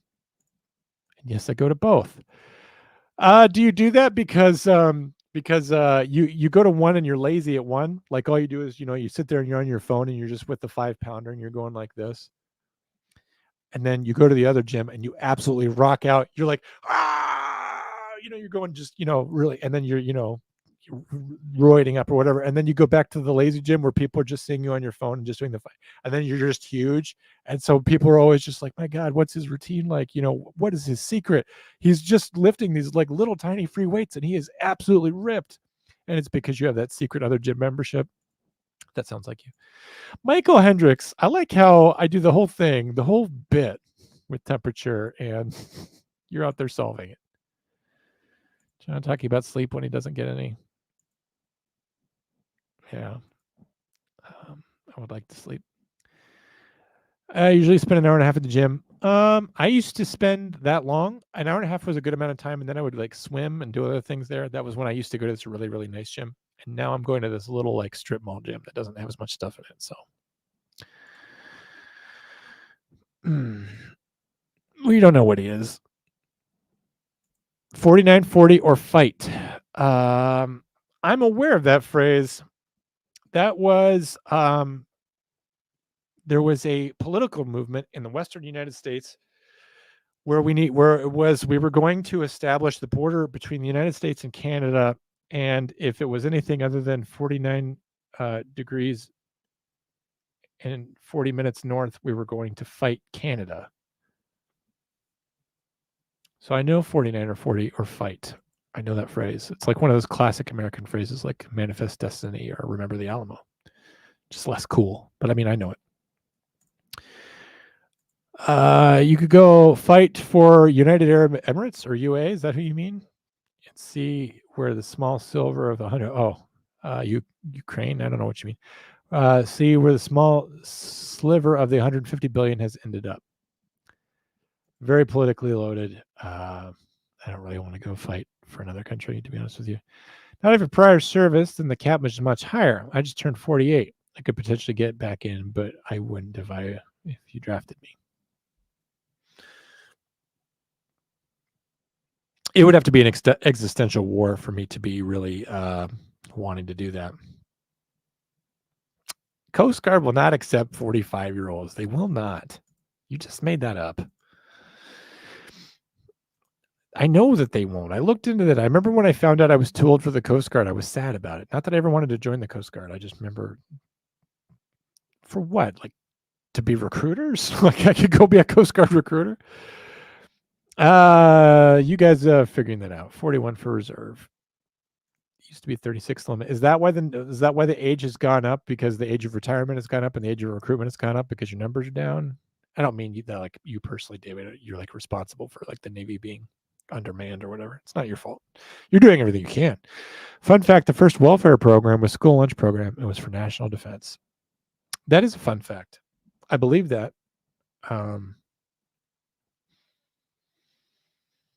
There was a lot of that stuff around that time, Works Progress Administration, things like that, that were social programs that were started for national defense reasons and things like that. Like the interstate is all has to do with like logistics for wartime. It's the Eisenhower interstate system because Eisenhower saw people fighting in Europe and all that. I think we're going to get a naval expert on the line who's going to correct Call me. from David. All right, David, I guess bring me up to speed on the latest of naval regulations. It's recruitment's down. It's down across the board. It's down in the Army, the Air Force. It's down in the Navy. So, I mean, Did they raise the age? Does that mean I'm back in? yeah, they're pushing the age because they are looking to recruit higher education SMEs and stuff. So like IT, they're always looking for people to come in who already have a degree in technology for computers and give them promotions right off the bat. Like it used to be, if you already had a college degree for computers, you would get basically E6, E7 coming right out of boot camp. I have a college degree. I have 2 of them. Yeah, I mean, you're doing better than me. Well, I'm not. You probably make more money than me and don't have any debt. So I don't have any debt anymore. there you go. I still have used some to. debt. I still have some left. Can you believe that? But no, I've only got an associate's. I haven't gone any further. I'm just saying, every time I tell someone that I have a college degree, I just want to make it clear that I'm not lording that over them because if anything, I got duped. Like I was told that I would need to have this to have a job to make money. And all I really was a ticket that got punched for this university to collect funds from the American taxpayer and that I would pay back. And so sort of a money laundering scam that I participated in. And the things that I learned, I might be one of the more gifted 911 dispatchers in terms of like understanding the law. But like, okay, so you guys have heard me talk on like true crime in this show, like, oh, well, Brady v. Maryland. So during the discovery phase, the prosecutors have to turn over any exculpatory evidence. I know all this stuff, right? Because like I was on a pre-law track for some reason. How the hell does that help me as a 911 dispatcher? So yeah, I know all this stuff, and it's good, I guess, and it makes me sound good on a podcast, I guess. Sometimes, although I'm sure I'm wrong some of the times because I'm not a lawyer. But what's the point of my degrees? I don't know what the point is. I could probably educate myself for free, and probably still be, as smart as I am, and I wouldn't have the debt. So I got conned. So whenever, just so you know, I don't throw around college degrees like I'm smarter than anyone else. If anything, I'm dumber for having them. So Don't worry, I was told that I won't get promoted because I don't have a college degree. well, that's stupid. So I said, that's nice because I have all these people, like 30, 40 people that want me to be promoted, but yet I keep getting told I'm not being promoted. So Is it because some chief or something keeps changing the process for you, or you think that you needed another rotation at sea, or you have to have some sort of other thing, or I'm just not material. I'm just not leadership material, apparently. what's your rate again? Gutter say. And but what's your actual pay grade? E6. E6. So they won't make you a chief petty Mhm. officer. Yeah. So the Chiefs are like this exclusive club, though, right? And it has nothing to do with your leadership abilities. It has everything to do with whether or not they like you, which doesn't mean anything necessarily about you, David. It means that they like having their exclusive club, and they like having the power to admit people or not admit people. It's really not different than like a hunting lodge, right? Well, it's more like a fraternity. Yes, there you go. They put out the list of like, hey, you have to have these credentials, and do well and everything else like that. And there's only a few things that I don't do, and there's a few things that I don't have, and they're like, well, you'll never get promoted. And I'm like, I've seen people get promoted with having nothing, so you can't tell me I'm not going to get promoted. So. Yeah, I mean, you're not the first sailor I've known who is in that position where, for whatever reason, E7 was just dangled in front of you, but never granted. And they use that as, I don't know if this is your experience, but they get you to keep re-enlisting, so that you can retire as a chief. But then it just never comes true. I mean, there's no higher tenure anymore for the military, for the Navy anyways. So I could stay in as an E6 past 24 years. Like,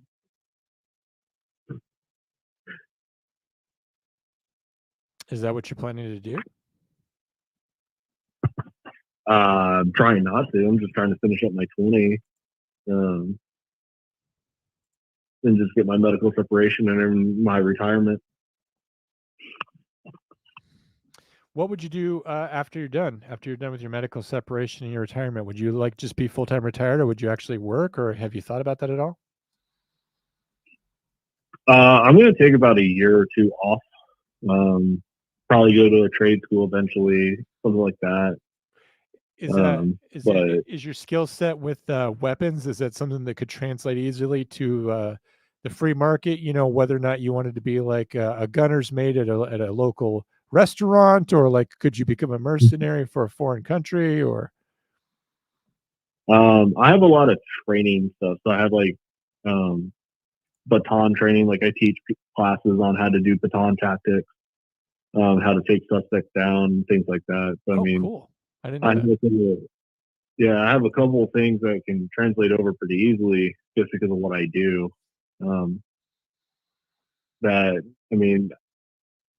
I look at the Navy as being like a couple of years behind on a lot of tactics, especially like firefighting. Like I look at firefighting, I'm like, yeah, we do like the old school stuff in the Navy, still firefighting. Like I see all this modern firefighting stuff. I'm like, why aren't we doing this modern stuff? Like, why do we keep using like 10, 5-year, like in the past kind of tactics? And a lot of it doesn't make sense a lot of times. So you're actually talking about, when you say firefighting, you mean like literally suppressing fires like aboard vessels? Yes. Wouldn't you think that's important? Didn't we just recently lose USS Bonham Richard or something because they had a fire on board?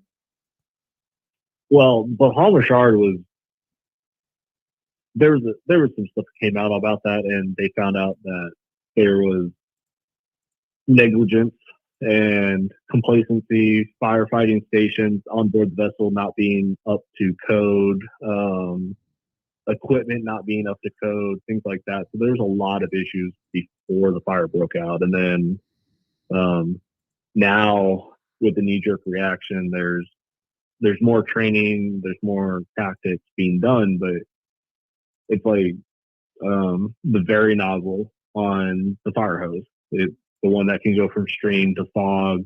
You know, we're still taught to hold the pistol grip of that nozzle instead of just holding the nozzle where the hose is and everything like firefighting, people do. Like Kiefer does. Like he's not holding the handle to that nozzle. He's holding the nozzle itself at the neck.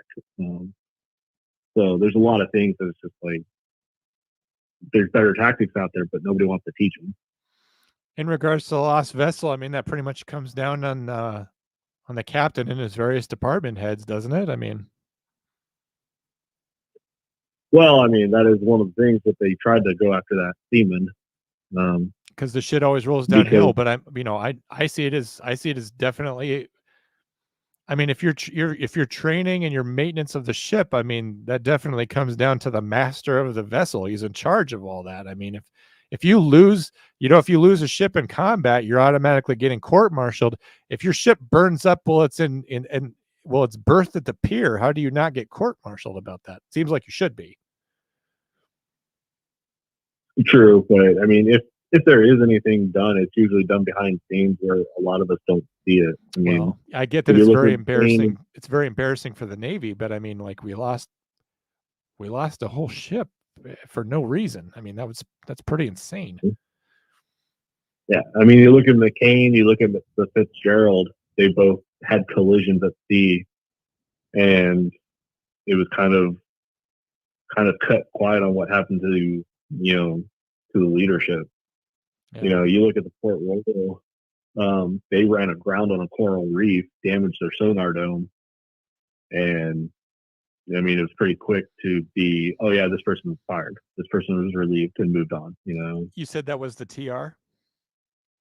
No, the Port Royal. Oh, okay. Wasn't that I'm trying to remember. There was another ship. This was a while ago that ran aground, and I was trying to remember which one it was. But I remember also the old Kennedy, Big John, CV-67. I remember a bunch of scandal because it used to be over in Norfolk where I live. But at one point they failed their sea trials.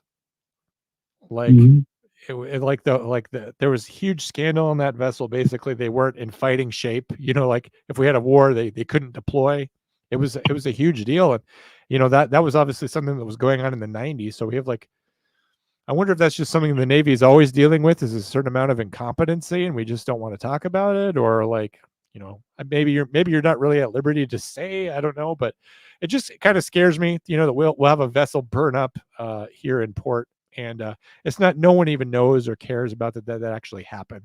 It's sort of embarrassing when, China has out in the desert and out in the Gobi Desert, they have this outline painted in the desert of the USS Gerald Ford, and they're constantly practicing destroying that. And, our vessels are just in dock being burned up. And we have, naval spokespersons who like to cross-dress trying to recruit people to be in the Navy. It just feels very embarrassing. Am I way off track here? No, I mean, I've seen things in the Navy that get talked about, but it's like very limited on how public you see it. So like I've seen a CO get fired recently because of the way they treated subordinates, the way they treated, people and everything else like that, where it was like physical confrontation that this person was doing, that it just took quite a few months before someone finally was like, no, this is it, we're done, remove this person. So I mean, it's things that are happening, but I mean, also when you look at the Navy, you look at sailors, they're not just doing one job. I Yeah. mean, usually when you go to a ship, a sailor's doing at least 20, 30 jobs when he's only been trained to do one particular thing. I mean, like I said, when the Bahama Shark went up, a lot of it was complacency. A lot of it was just neglect. But I mean, things are turning around. I mean, it started slowly changing a few years ago. It started getting more of a warfighter mindset again. It was it was pushing that, but I mean things are slow to change. I mean, like any profession, it's a knee-jerk reaction. There's an incident that happens, all of a sudden it's a knee-jerk reaction, and policies start changing. And sometimes it's for the better, sometimes it's for the worse. Well, first I want to say too, I didn't want you to feel like I was dogging your profession. I support sailors, and I know that the stuff that's going wrong has a lot to do with, chairman of the Joint Chiefs. Like, let's start there. The Secretary of Defense. There's people I could criticize that have obviously nothing to do with your day to day, and those are the people I have a problem with, and it's definitely not an E6, David. So I'm sorry if you feel like I was dumping on you, but I'm definitely not. No, I mean, I think today's episode that you had with Drew, I think it was impactful. I mean, I had almost forgotten about that phone call that lieutenant had made. So that coming back up, I was like, oh yeah, I mean, it's still a progress throughout everything between law enforcement, from dispatchers to firefighters to military. I mean, it is a stigma, for mental health, and I mean, it's the slow to change of, yes, go seek help, go do what you need to do to get better and get back into the fight. But I mean, it's a slow change. It's not being pushed. It's not being pushed like it should. It's not being taken out of the stigma, So that stigma still lays there, and it hurts a lot of people. Do you find that that's the case too, even within the culture of the military? Would you say that it's more so because you guys? I mean, let's drop all like the pretense. The job of the Navy is to kill the Navy of the other country. Like, you guys are killers. That's what you are. I mean, each of you performs a specific function, and you're supposed to work as a unit and as a ship and as a fleet and all this. But you are killers, whereas police officers, so they talk about warrior versus protector mentality. It is your job to go out there and, fight to the death for us. Do you feel like the culture inside the Navy is more understanding of the PTSD or combat fatigue problems that go with being in the Navy? Or are they like a big government bureaucracy, or like any sheriff's department where they sort of look the other way or feel like a sailor's problems are his own? Or do you feel like there's a lot of outreach there? Or do you feel like people don't talk about it? Or what is it like? I would say it's a mix. It's a mix of everything. Like, when I first came in, it was a very big stigma of like, don't tell anybody that you're having issues. Like, you're gonna lose your job, you're gonna lose your clearance. Don't say anything. Just deal with it, get it through. Move on and things like that. Now it's being pushed of, no, go seek help. You're not gonna lose your job. We're going to get you back into the warfighter position. We're going to get you the help you need, so that way you can go back and be functional again. But it's a mixture, because you still have those people that are like, well, what do you mean? Just rub some dirt in it, move on. No, it's a serious issue. And then I just had a friend recently, like, go through all sorts of things in his life, and he was like, hey, I want to seek help. And they're like, yeah, if you seek help, you're going to lose your job. You're going to get kicked out of the Navy. And it's like, I'm just trying to get help. Like, what do you mean you're going to kick me out for just trying to seek help? So it's a struggle. I've seen good things. I've seen quite a few people in the Navy go through, like, get the mental health, go through therapy and everything else like that, and come right back out to the fleet, stronger than ever in a big push. Like, when they see people with issues, because they've gone through those issues, they push them to go get that help. And they're like, hey, look, go get that help, get better, come back. Like, don't be afraid. So Well, I mean, hopefully that they're taking care of themselves. The greatest.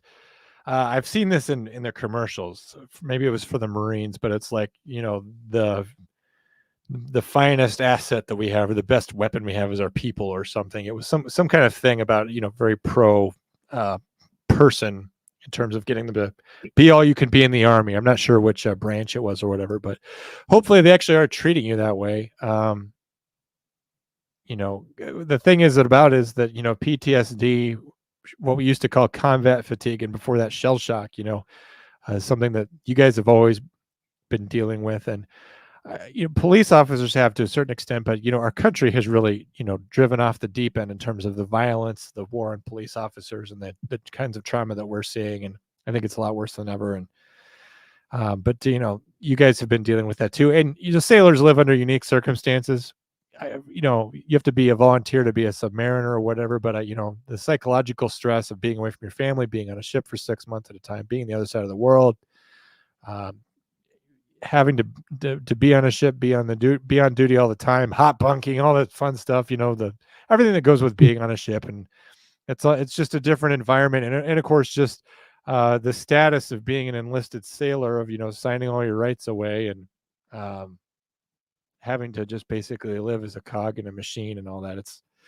It's psychologically, it's very different from being a civilian. And of course, someone like me can't even understand it. So as always, I appreciate your service, and I hope that they're taking care of you, and I hope that you get to your retirement, medical discharge or otherwise. And I hope you can have a good post-naval life, and that you see yourself as a fully formed non-naval person, and that you can adapt well to civilian life. I know that that'll be something tough for you, but you're a couple of years away from that, as I recall.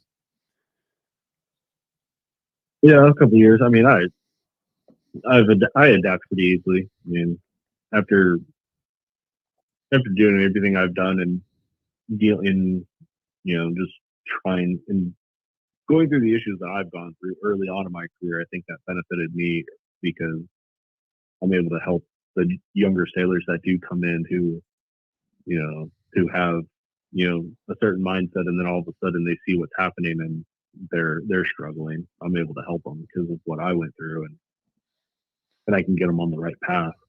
So, well, that's good, man. I appreciate you passing it on for the next generation of sailors. I know that we're going to need that if we're going to beat the Chinese. So thanks for all you're doing to protect and defend and uphold that oath to the Constitution. I sincerely appreciate it. It's not a small deal to me. Like I said, it's not something I was ever capable of doing, and it's not easy. So thanks a lot, man, and I appreciate you calling in. No, I appreciate you, and always love your views on when you bring it to the show, and it gives me something to think about. Yeah, I'm glad that you enjoy it, and I will next be on the air tomorrow, so I'll catch you on Hard Time tomorrow. All right, take care. All right, man. You have a good night. You too. Yeah, bye. Somehow we got a lot of comments during that phone call, because I'm only back halfway through them. Las mujeres no tienen pollos. The Navy has all the secrets about the aliens. They possibly do. I think the Air Force has them. Aspeton or Billy Clubs are sharp as a former GMs and machine gunners. We're not gun makers. Well, you never know. Could dabble. Once China invades, we might have to start actually making arms in this country. Canadian Navy firefighting is abandoning ship. Is that so? There's probably a story there. I'm very interested in hearing more about that. Who's the news? Les Mujeres, we need to get to know you a little bit better. You're an enigma to me, but interesting. As a firefighter, shipboard firefighters have balls of steel, and I wouldn't want to do it. That's the thing too, is that if you're a firefighter shipboard, obviously that's your thing. But also, if your ship's on fire, everybody's a firefighter. You really can't stand around not fighting the fire. Everyone's going to be drafted into that, no pun intended. Canada don't have a Navy anymore. I remember Canada's aircraft carriers always having that ramp at the front. I always thought that was really cool and weird. Sir, it was aliens. Detzlav Act, not necessarily USS Nevada, ran hard aground after Pearl Harbor. Her and her captain were later promoted for it. Well, are they doing running it aground to prevent it from sinking? I mean, you got to remember it's all shallow water over there. If you run it aground so that it doesn't sink in deep water, that way they can repair it without having to raise it. That just makes good sense. Like if there's holes in it and you're under fire, and if your ship, especially if you're not able to be mobile, if you're not a fighting force, like you can't go out and maneuver around, like if your engine's stalled or whatever, and these planes are just punching holes in you and you're just going to sink, you may as well put it in shallow water. That's a unique circumstance. Kamikaze ship. You are literally in a fucking steel oven that will sink if you put too much water in it. Mm-hmm. It's really the displacement, of those big ships. Howdy for Maine, y'all aftershowers. Hey, Ben. Las Mujeres. Trump is the only one with the balls to take on China, North Korea, Russia, etc. Bring back our commander in Cheeto. Because he's orange.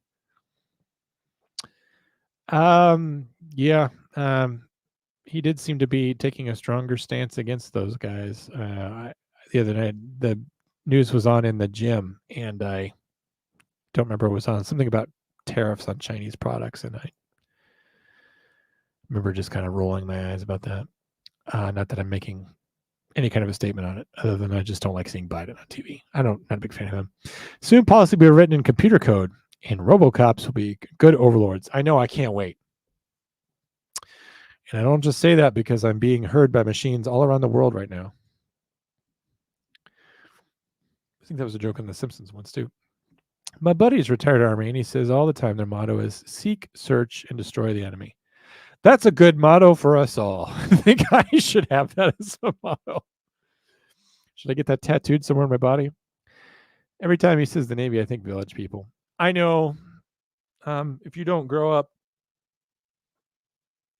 kind of in that culture, like I was a Navy brat, so I don't want to claim like the same status as David, but it's like, yeah, I mean, I just grew up casually hearing the word seaman, and it wasn't like gross or funny. Just like, oh yeah, that guy, he's a seaman apprentice, and you just accept naval culture and nomenclature. Not that there was a lot of it. It wasn't like we were calling stairs ladders or anything, but it provides, adapt, and overcome. I think that's Marines. They don't like therapy. They might be onto something with that one, though, in my opinion. They need to allow service members to take mushrooms medically. What could possibly go wrong? Being high on a mushroom and be able to fire a ballistic missile. What's the worst that could happen? Honestly, the people that are in charge of the country right now, our leaders, like I don't think that necessarily Joe Biden is better off than a younger person on mushrooms. I don't think he's any more put together. I knew a guy who pulled out of the Bering Sea twice. I think he overdosed on fentanyl intentionally. What a waste. You mean he jumped into the water, the cold water?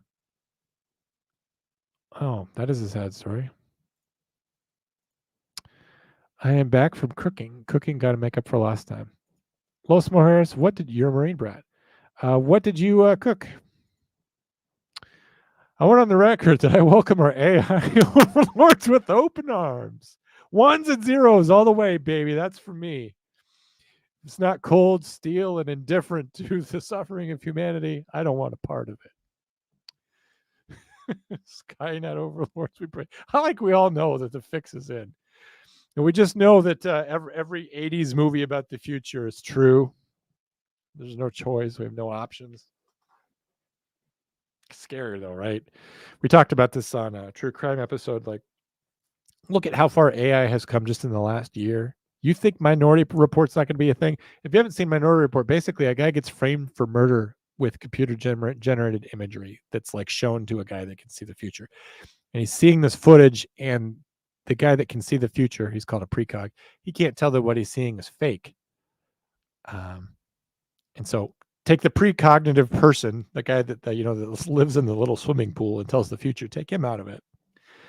And now you just, we convict people based on like videotape stuff, people being, surveillance tape and stuff. Now we can just manufacture anyone to do anything. We can literally put Peter Sellers in a Star Wars movie and the guy's been dead for 20 years. Same Chase. I already pledged my allegiance to the robots many times. Biscuits gravy. You told me that in beer. Man. Los Mujeres, based on your name, your moxie, your choice of breakfast for dinner with beer, I think you and I would get along. Yeah, thought crimes. That too. I should watch Minority Report this weekend. There's 15. So like I had trouble starting the show because we couldn't even get 11. There's still 15 people here. Does anybody else want to call? Maybe if you've never called before. Obviously, you can rap about whatever you want. If you want to talk about the loss of the USS Bottom Richard, if you want to talk about the best ways to become a SWAT cop, even though I know nothing about either of those things, I will talk to you about whatever you want to talk about. So the number's on the screen if you want to call in. Road trip to Seattle. Got the people to rally. Other than that, I wonder if I could show something from my YouTube page. That's what I like to do, because I don't violate copyright when I do that. So as I'm waiting for a phone call or for more chats, whichever one will come first, I will go to my YouTube page and see if I can find something to show you. So please just bear with me as I do that. I don't want you to be like, oh, he's being boring now, and then leave when I'm literally computing right now. I'm doing computing, right? I'm trying to show you other things that I have. Ooh, what is this now? Oh, I'm on the wrong channel. I was like, I only have 5 subscribers. I'm like, I should have 55. I'm a big deal. I'm just on the wrong channel. Switch the account over to the other one. I wonder how many subscribers I would have if, when I started my YouTube page back in like 2009, if I had kept going, would I be a big deal? Like if I had realized that was the way of the future and not just given up, what kind of person would I be? We could do small town history. That's something you guys haven't seen before. Me killing Dewey, my dog breaking out of jail.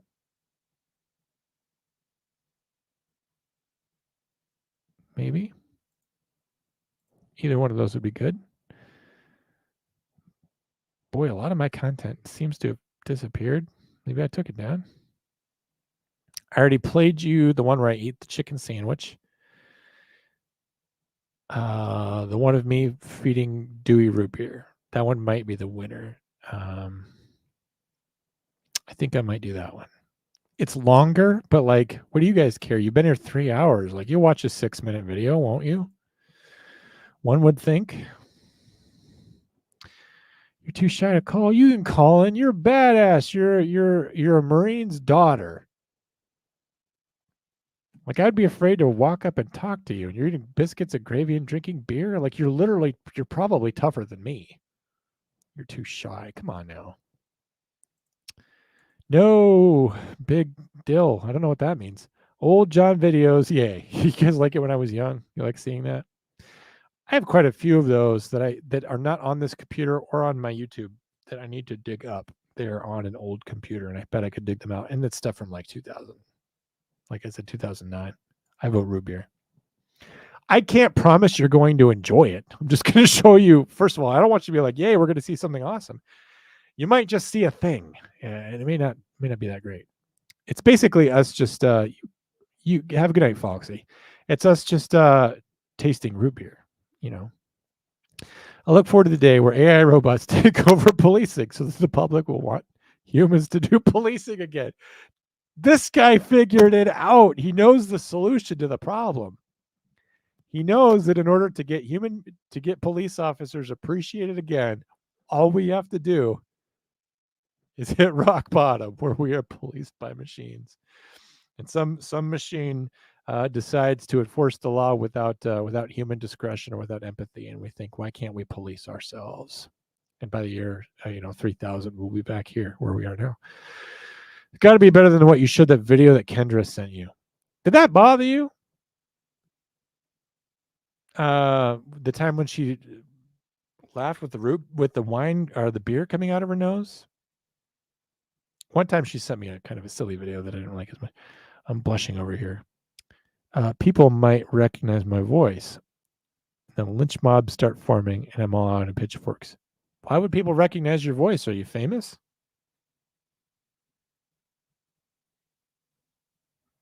Are you Michelle Rodriguez? I'm just gonna guess who you are. Like, I loved you in season 2 of Lost and the movie SWAT and some of the Fast and Furious movies. I'm just guessing that you're a celebrity, and that's the celebrity I went with, right? Michelle Rodriguez. Why that one? I don't know. To me, in my mind, because of your Spanish name and just being a tough ass woman, I think Michelle Rodriguez. Based on nothing at all. I probably committed that sin a couple of times tonight, right? Where I said that April was white. So, and earlier this week, I assumed you were a man. So I can only imagine what your chats are right at this moment. I'm trying to turn off the phone number on here, but I'm so tired. I literally don't know how to run this machine anymore. So I will go ahead and play the root beer thing. Again, it needs to be edited down. It's a little long. Is it the best video? No, I don't. It's not something like I'm super proud of or anything. I'm actually a little pudgy in this one too. So I'm a little embarrassed by it, but whatever. It's a thing. I've literally been on the air for 3 hours, 3.5 hours. So you get what you get, right? All right. Share screen. This thing, put that up there. And then of course it switches back. So that's not helpful. Put this on the screen. Take me out. And then I'm going to see if I can maximize that. See, because I don't need this stuff on the side, right? And hopefully you guys can hear it. Let me know if you can't hear it. Can you guys hear it? Because I can't hear shit. Let me know that you can hear it. Put in the chats if you can hear it.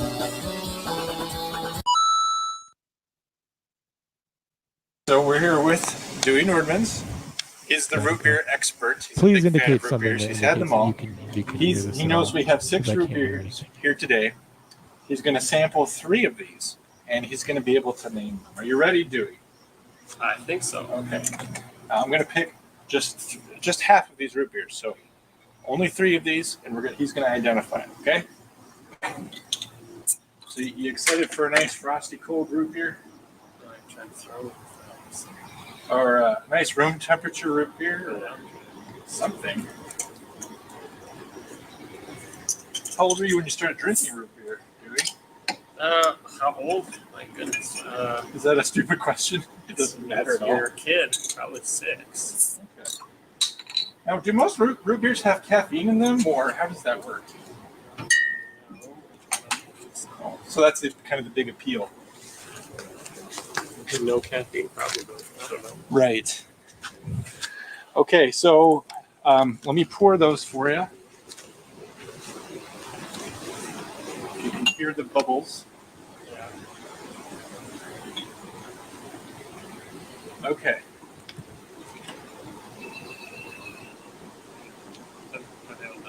Yes. Here's your first one. I'm putting it right in front of you.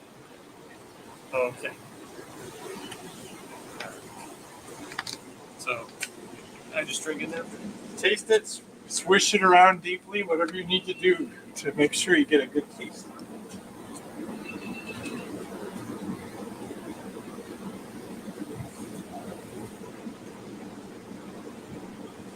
What do you think?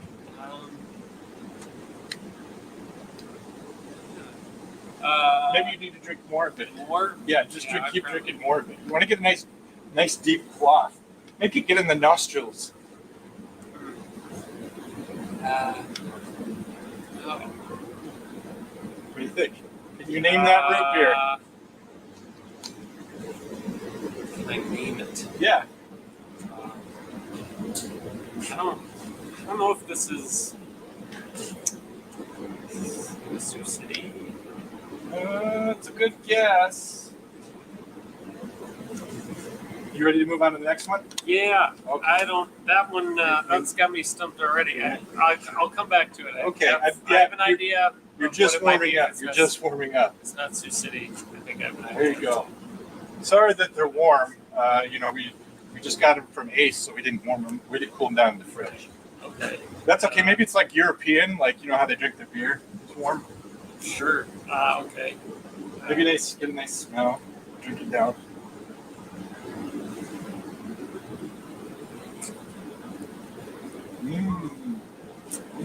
Sarsaparilla. Oh, that one's. Wow. Do you like it? That was worse than the last one, but it's. Okay. I don't know if I've had that one. I don't think. Worse? I thought you liked all root beer. I like root beers, but this is. I'm sure that it's from. It's V6. Yes. Yes. All right. It's, You were there when I bought the root beer. You know that I, I didn't buy know, extra but root beer. okay, all right. It's from this 6. This is Sioux City. That's a very good guess. Okay. Did you want to try the first one again? Yeah. Yeah, I poured you a little bit more in there. Okay. That's good.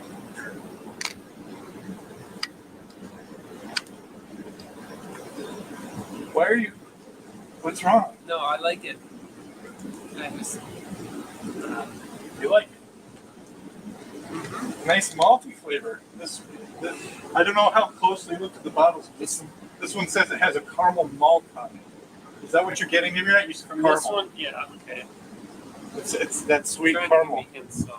Well, sorry. No, I don't want to trip you up. I want you to show them that you know. Yeah. If this is Sioux City, then this is probably.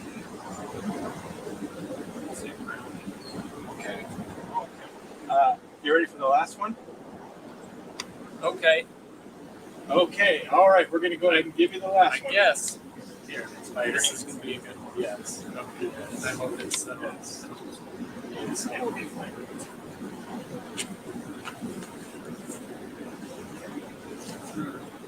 Good. Damn. Yeah. They all have the same thing. Yeah. You know, sarsaparilla root or ginger root or whatever it is. You Yeah, I mean, know, birch root. they can blur together a little bit. Maybe we didn't get different ones enough. Maybe there's really Different. They're not the same one. no. Not trying to duplicate the same one. Here, you can hear there's 3 bottles and they're. I don't know how to prove to you they're open, but I don't.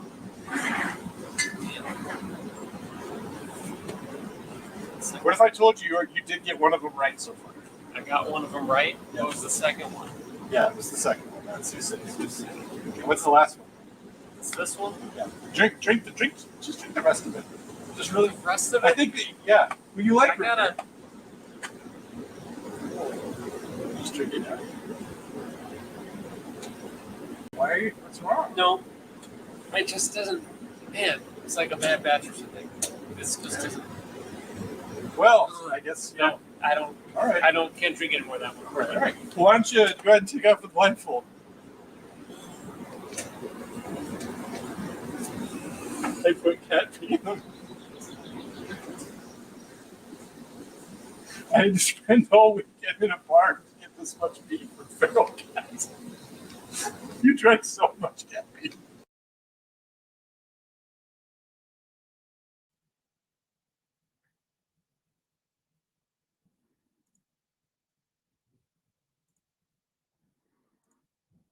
What did you guys think of that? None of that was real. Just so you know. That was a video that we made up together. His acting was very good, though. He was so enraged. It's fake, guys. It didn't really happen. The yellow stuff was just, I think it was tea. So he had to drink like tea root beer, which is not great, but it's not cat piss.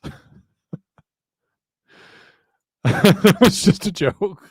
We used to make funny videos together. That's what we used to do before I had a podcast, and that's why I recruited him, is because he and I did stuff together like this. So no, he did not drink cat piss. None of that was real, but his acting, and I have to compliment the camera work too, because the zooming in on his face and just like you can't believe what's been done to him. He did not really drink pee-pee. Okay. I would never do that. That's such a psychopath thing to do. Plus, like, guys, let's pump the brakes real quick. You would know if you were drinking. Urine has ammonia in it. Okay. You're not going to drink ammonia. And even if you drink it once and your nose doesn't detect it, you're not going to drink it a second time. And you guys know me, and like, you see the best in me, but you also know that, like, I joke around, and when I'm not to be trusted, and when I'm being a scamp. Like, Dewey knows that too. So he was not drinking pee-pee. It was just a joke. This is where John puts on YouTube videos from the homepage and reacts to it. Yeah, I was putting on my own videos because I try to treat you to something. I'm running out of content. But you hang in there that long, I feel like you ought to get something out of it. Los Mujeres. All right. Last chance to call in, Los Mujeres. Michelle Rodriguez, whatever your name is. I didn't see your comments on that, by the way, because I was computing. Where did I walk it to? Sorry, I mean, you'd retaliate. Oh, yeah. By the way, my siding was shitty. I lived in a rental home. The reason for that is I rented a house because I didn't know if I wanted to live in this state forever. I'm from the East Coast, and I always thought I'm going to go home. I'm not going to put down roots here. I'm not going to buy a house. The last time I bought a house, I got divorced. And so that makes you not want to buy a house again, because if life doesn't work out the way it won't work out, you don't want to have to go through the issue of dealing with a house. So it makes you not commit to things. So me living in a rental house was a part of me not being committed to living here. COVID happened. I decided I'm never fucking moving away from here, because I'm not going to go live somewhere where I could be arrested for being alone on the beach. I'm going to live out here in the middle of nowhere where there's not even law enforcement to enforce such things. So the house wasn't in the best shape. I did do the podcast for the first 6 months from inside of there. It didn't look nice. Didn't look the best. I used to take a lot of heat about that, but I also got tapped to do a podcast without anyone ever asking me if I had a professional space to do that. And now I have this, right? This looks nice, doesn't it? I made the place nice. I'm in a completely different town now, and I'm in a basement inside. The thing is that you missed, Los Mujeres, about me doing the podcast inside, is that it used to be such an ordeal. I'm going to tell you what it was like. So I live in one of the coldest places in the country.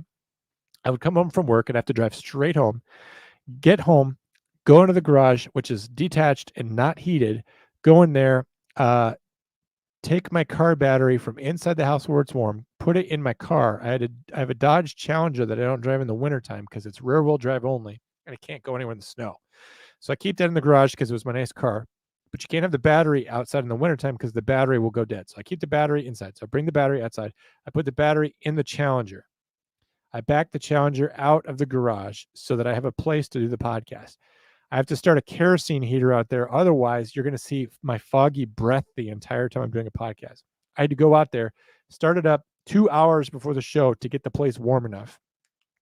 I would still go out there. I would be wearing layers and layers and layers of clothes. I had none of this nice equipment, like all these lighting rigs and things that I have, and none of that.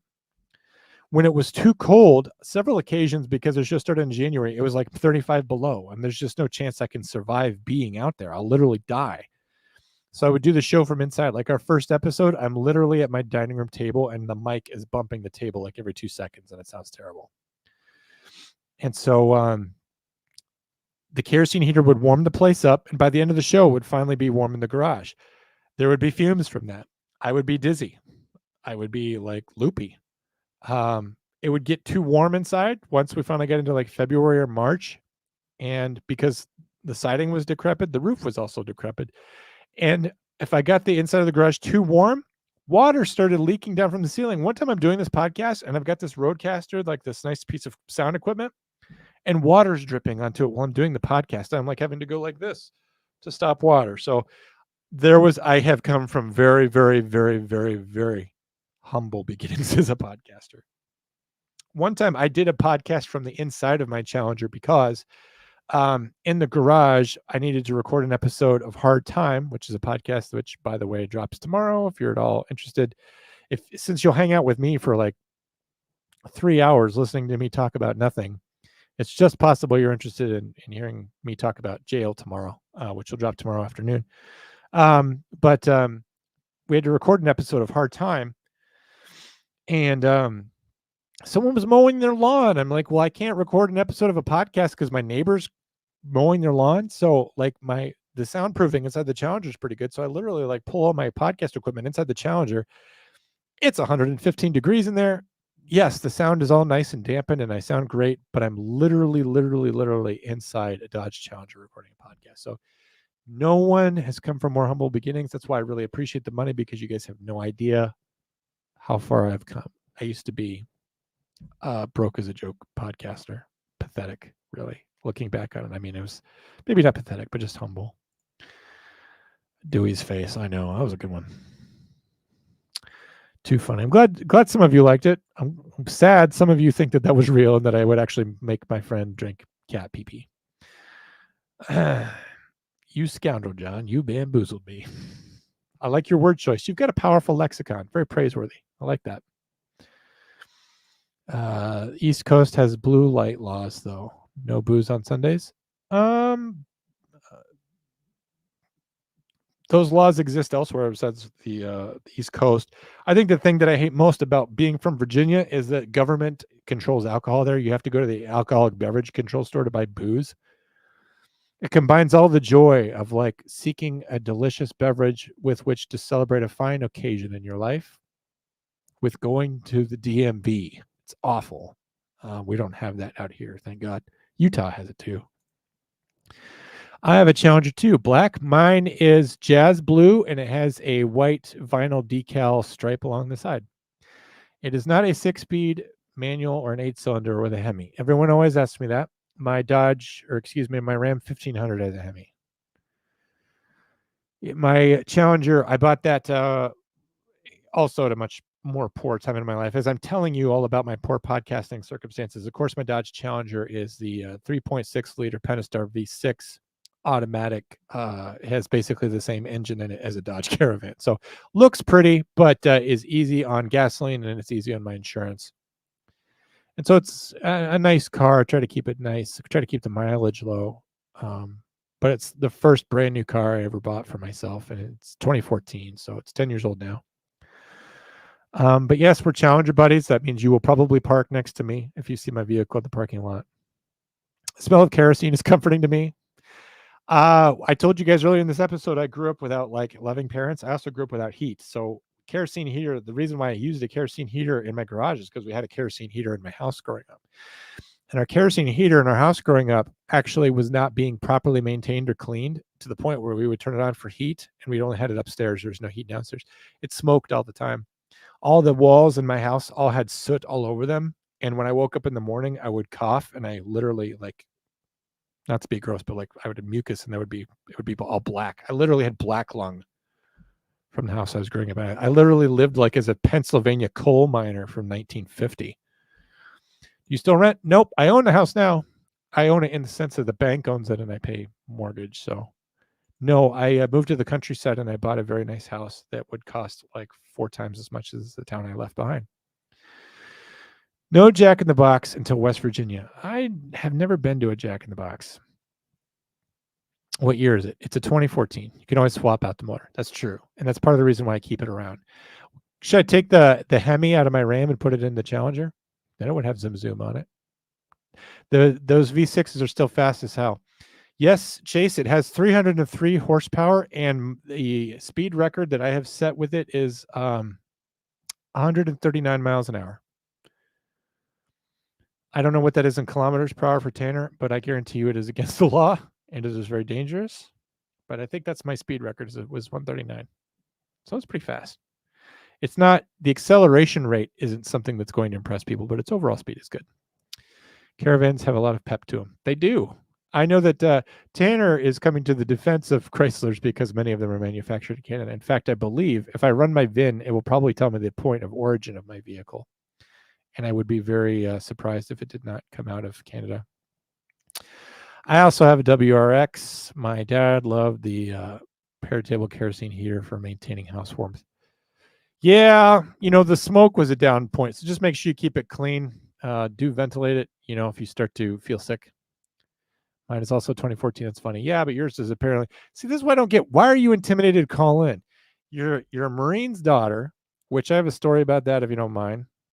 You're eating biscuits and gravy and beer at this hour.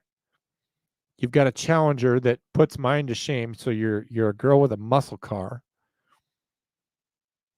Your username just reminding everyone what it means to be a real woman. You seem like a bit of a badass. Am I misreading you? I mean, you could just indicate yes or no on whether you're a badass. So my innate detective skills have detected that you're a badass, and I believe that. So I don't know why you're shy about calling in. I feel like you might rough me up a little bit. I feel like you might have one of those sense of humor that I might be a little sensitive. Like I would put on a brave face, like, oh yeah, you're just giving me shit. And then I would hang up the phone and like wipe a tear away. I'm like, oh man. I rented one and you had to actively try to keep it under 100. Oh, I know. Do you want to know what I told the police officer the last time I got pulled over driving that thing? Hello, sir. Do you know why I pulled you over? I'm like, because I was speeding. That's correct. Do you have a reason why you're speeding today? I said, the engine breathes well. I just told him like this thing just goes fast. I just told him. And he didn't like that response at all. Police officers don't like anything other than like, I'm a bad citizen, sir, and I'm sorry for wasting your time. If you don't say that to them, like they're just mad at you. Like I knew I was having a ticket coming. This was a motorcycle cop. I mentioned earlier in April that if a motorcycle cop pulls you over, you're fucked because that's the only thing that they're there to do is to write you tickets. And I just told him the engine breathes well. And no chuckle, no laugh, like, haha, like, yeah, I know that's the thing that I don't understand about police officers. It's not true for all of them, but it's like, you're there to enforce the law. I'm here to accept my ticket. Why can't I joke about it? I think they view joking about the circumstances that I'm in as like a threat to their authority. And it's like, I'm very respectful. I wasn't laughing at him. I'm just like, because it's got a big damn engine and I'm driving a Dodge Challenger. This is why you pointed radar at me to begin with, because you are out there looking for nice cars. Like there's a lot of cars around here, but you knew that looking at mine, it just looked fast. So you pointed your radar gun in it and you got a winner. So why are you surprised? I just felt like I was being painfully honest. I didn't like it. You would love the V8. Mine is a baby, is the baby black. So it's smaller than the smaller of the V8s. You can drive a stick right. Yes, I can. So something else, I don't know if you saw this on Instagram, but I have a lot of vehicles. I also drive a 1994 Dodge Dakota that is a 5-speed manual transmission. I bought it because I got it for $700 and it was a manual. My first car was a manual. My first vehicle was a 1994 Mitsubishi Mirage, which looks like a big red M&M, right? Not. I got that for $1,400 though, and in high school, that's not a bad deal. And the car was only 10 years old at the time that I got it. Like I got it in 2003, and it was a 1994. Nice little car for 18-year-old kid. And that was a manual. And the vehicle that I learned to drive a manual in before that was, because I knew how to drive a manual before I got my own car. I'm going to say that was a Dodge Shadow. So I literally learned to drive a manual in a Dodge Shadow. And then, in fact, not only did I learn to drive manual in a Dodge Shadow, I learned to drive manual. So the first time I ever drove an automatic, I had to relearn how to drive because the only way I knew how to drive was stick. I'm a big believer in driving stick. I like driving stick. I love the feeling of it. The main thing I don't like about the Challenger, I would stay with the same engine size if I could swap it out for a manual transmission. And I tried to do the thing where I tap the auto stick and then I change gears, to kind of get that optimal ratio of power to speed. It's just not the same thing as tapping it left and right. It's not the same feeling as like, holding onto the wheel, slamming the clutch down, pulling that thing down into second, releasing the clutch, punching the throttle, and then like when it's surging forward and your tachometer breaks, and then throwing it up into third or even fourth, depending on how fast you're going. Nothing's a better feeling than that. I love driving stick. It's a fantastic feeling. That truck, if you haven't seen it, It's dilapidated. It's never been kept inside. It's only weighs about 800 pounds. The body's so rusted away. But I literally took it out last weekend and drove it around town and drove it on the dirt roads just because I like driving a manual. So I would be pleased to drive your car, and I would take care of it. And I would be someone that you could trust with it because I understand what it would mean. Motorcycle cops are just like that. Yes, they are. And they have an important role to fulfill in our society. Well, what that is, I do not know. They always say, I know this is a fast car. I've never gotten a ticket. So this makes me think that you might be good looking. Suffice it to say, I always get a ticket. Had a motorcycle cop yell at me to slow down as he sped past me. Well, you got to remember they can speed well while doing their job. I literally had someone call me up, David, wants to say, are cops allowed to speed? I'm like, yes. I mean, like if they're trying to catch someone who's speeding, they have to speed. If they're going to a call where someone is being assaulted, they're not going to drive the speed limit while they get there. Someone asking if a police officer is allowed to speed, David. I'm not putting this on you, but to be frank, I thought that was a stupid question because I would hope so. I would hope if you needed a police officer that he would get over there as fast and as safely as possible. And if he's going to catch people speeding, he speeds. I will say this, as a correctional officer, which I still do every once in a while, I'm driving a marked patrol unit. As I'm driving around, people think I'm a police officer, and they don't know any better because my uniform looks like a police officer's uniform, and I'm driving a marked sheriff's office vehicle. Everybody drives slow. Everybody waves at me. Everyone's like begging me not to give them tickets. And like, I'll be driving along and someone will be doing 4 under the speed limit. I'm like, come on, I've got to get to the jail. And like, they won't speed up because they think that I'm about to throw the switch and pull them over. I'm like, I'm not I want to just like get on the PA. Like, I am not a certified law enforcement officer. Could you please move or please speed up so I can pass you? I cannot pull you over. I would go to jail for doing that. So there's no cops here actually, or I should say like I stole this or something. Obviously that would create all kinds of problems, but if you're speeding in front of a police officer, it's because you are not paying attention because people will slow down all around them. I always ask how to pronounce their name and say their eyes are lovely. Works like a charm. Not the Mirage. Jesus, those things are rolling trash cans. No offense. No offense. I was 18. I paid $1,400 for it. I made $625 an hour. It's a good car for an 18-year-old. If the thing was made out of metal, like all the cars that are made now, they have all these plastic fender pieces where if you touch the curb or something, like on my Challenger, I did that. My air dam touched the curb. The whole piece cracked, and I had to get a whole aftermarket front bumper for it. So for all you love about your modern Challengers, the bodies are made of plastic, right? At least my Mitsubishi Mirage was made out of metal. And, it didn't have a computer in it, so I could work on it. The rust bucket. Yeah, but beautiful, though. I do keep current on my tetanus shots just so that I can continue to own that vehicle safety. And the WRX is a fucking rust bucket, and the 6-speed is so nice. Even has a brake assist for the downtown Seattle hills. That must be nice. Stick is also good for theft defense. Yes, because so many people cannot drive it. I can only assume Detzlav is saying yes in response to my description of what it feels like to drive a powerful stick vehicle. My Dakota, I believe it has the 3.9 in it. Maybe it's the 4.0. No, the 4.0 is in my Jeep. I also have a Jeep too. So I think it's got a 3.9. The interesting thing about my Dakota is that because the body has mostly gone away, I would say there's only about maybe 55% of the body left. The weight to power ratio is tremendous because my Dakota, again, made out of metal. But the engine, is as powerful as it is. It's a 3.9 liter. I wish I could remember the engine specs, but I'm so tired right now that I just can't recall it. It was the first Dakota to be fuel injected.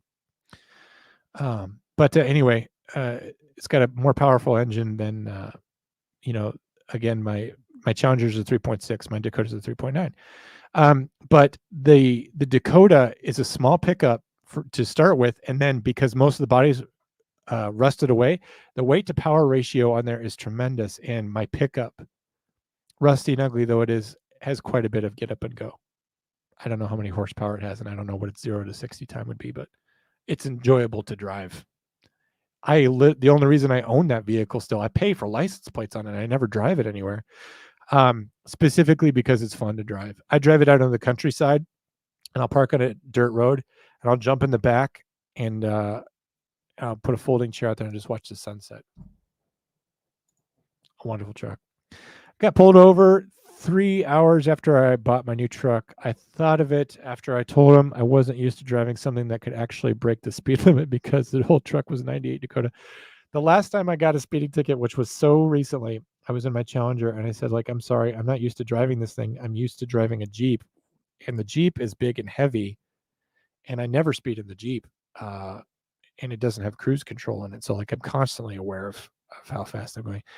And then one day I randomly, I was driving the Challenger, and it goes a lot faster and a lot easier. And out here where you're driving and there's not landmarks around you, you don't have anything close by that tells you like, oh my God, I'm really going way too fast, right? The way parallax works, things that are close to you go by you real fast. Things far away just kind of coast by on the horizon. All I've got is horizon. So I literally can't tell how fast I'm going just by a dead reckoning of my environment. So I was doing like over 80 in a 65, and I couldn't tell.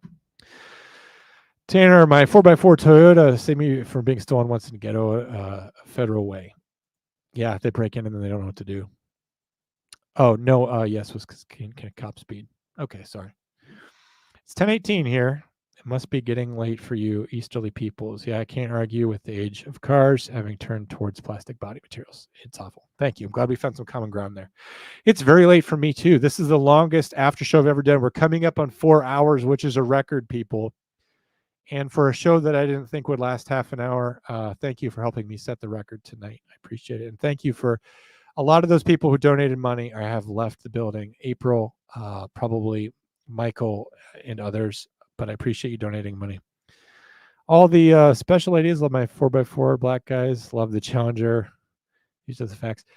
Everybody here, they're all like straight and white people. So I don't know what my demographics are. My Tacoma can't get past 80 miles an hour without setting like a jet engine. So I'm good. That's half the fun, though.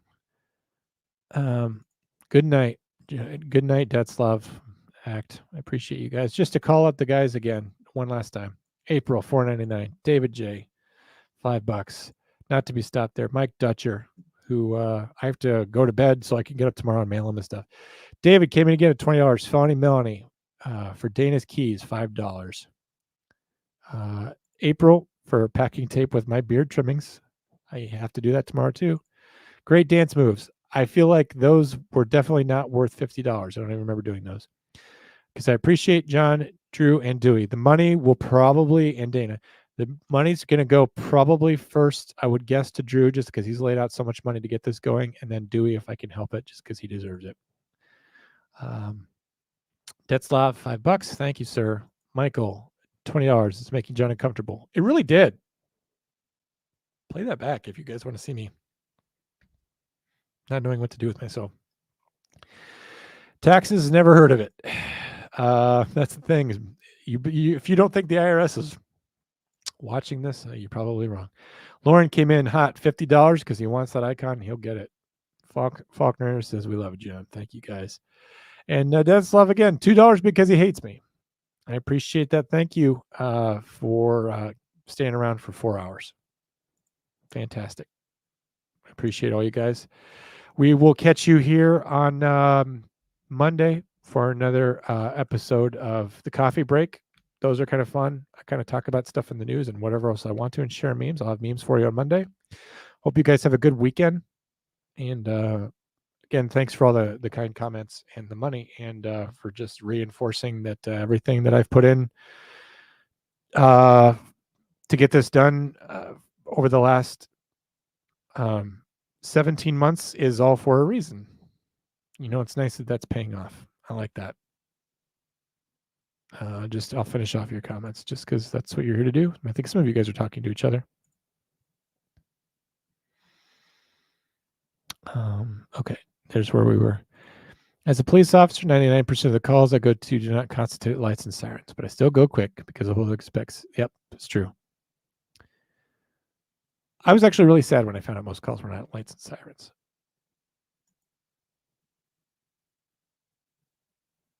Think you all like money bags donating like kings and queens? I'm happy to get anything. Those little things, $1.99, like those things matter to me too. Like, do you realize that people in real life do not just give me money? Like, no one's just like, here's $2 for you, man. Like, nobody does that. Thank you. And Tanner came in again. Here's to another 17 months. I appreciate you, man. When I get my coffee, I will let you know. I'll send it out. Like to be helpful. Sleep well, my peeps. I'm going to go sack out. Thank you, guys. All right, guys. 4 hours made a record. Thank you all for dropping in. Hard time will be tomorrow. If you like hearing even more of me, which I can't imagine how you would after 4 hours, but if you want to, just be on the lookout for Hard Time. It's a podcast about being a correctional officer, which is what I used to be. Take care, guys. Have a good night.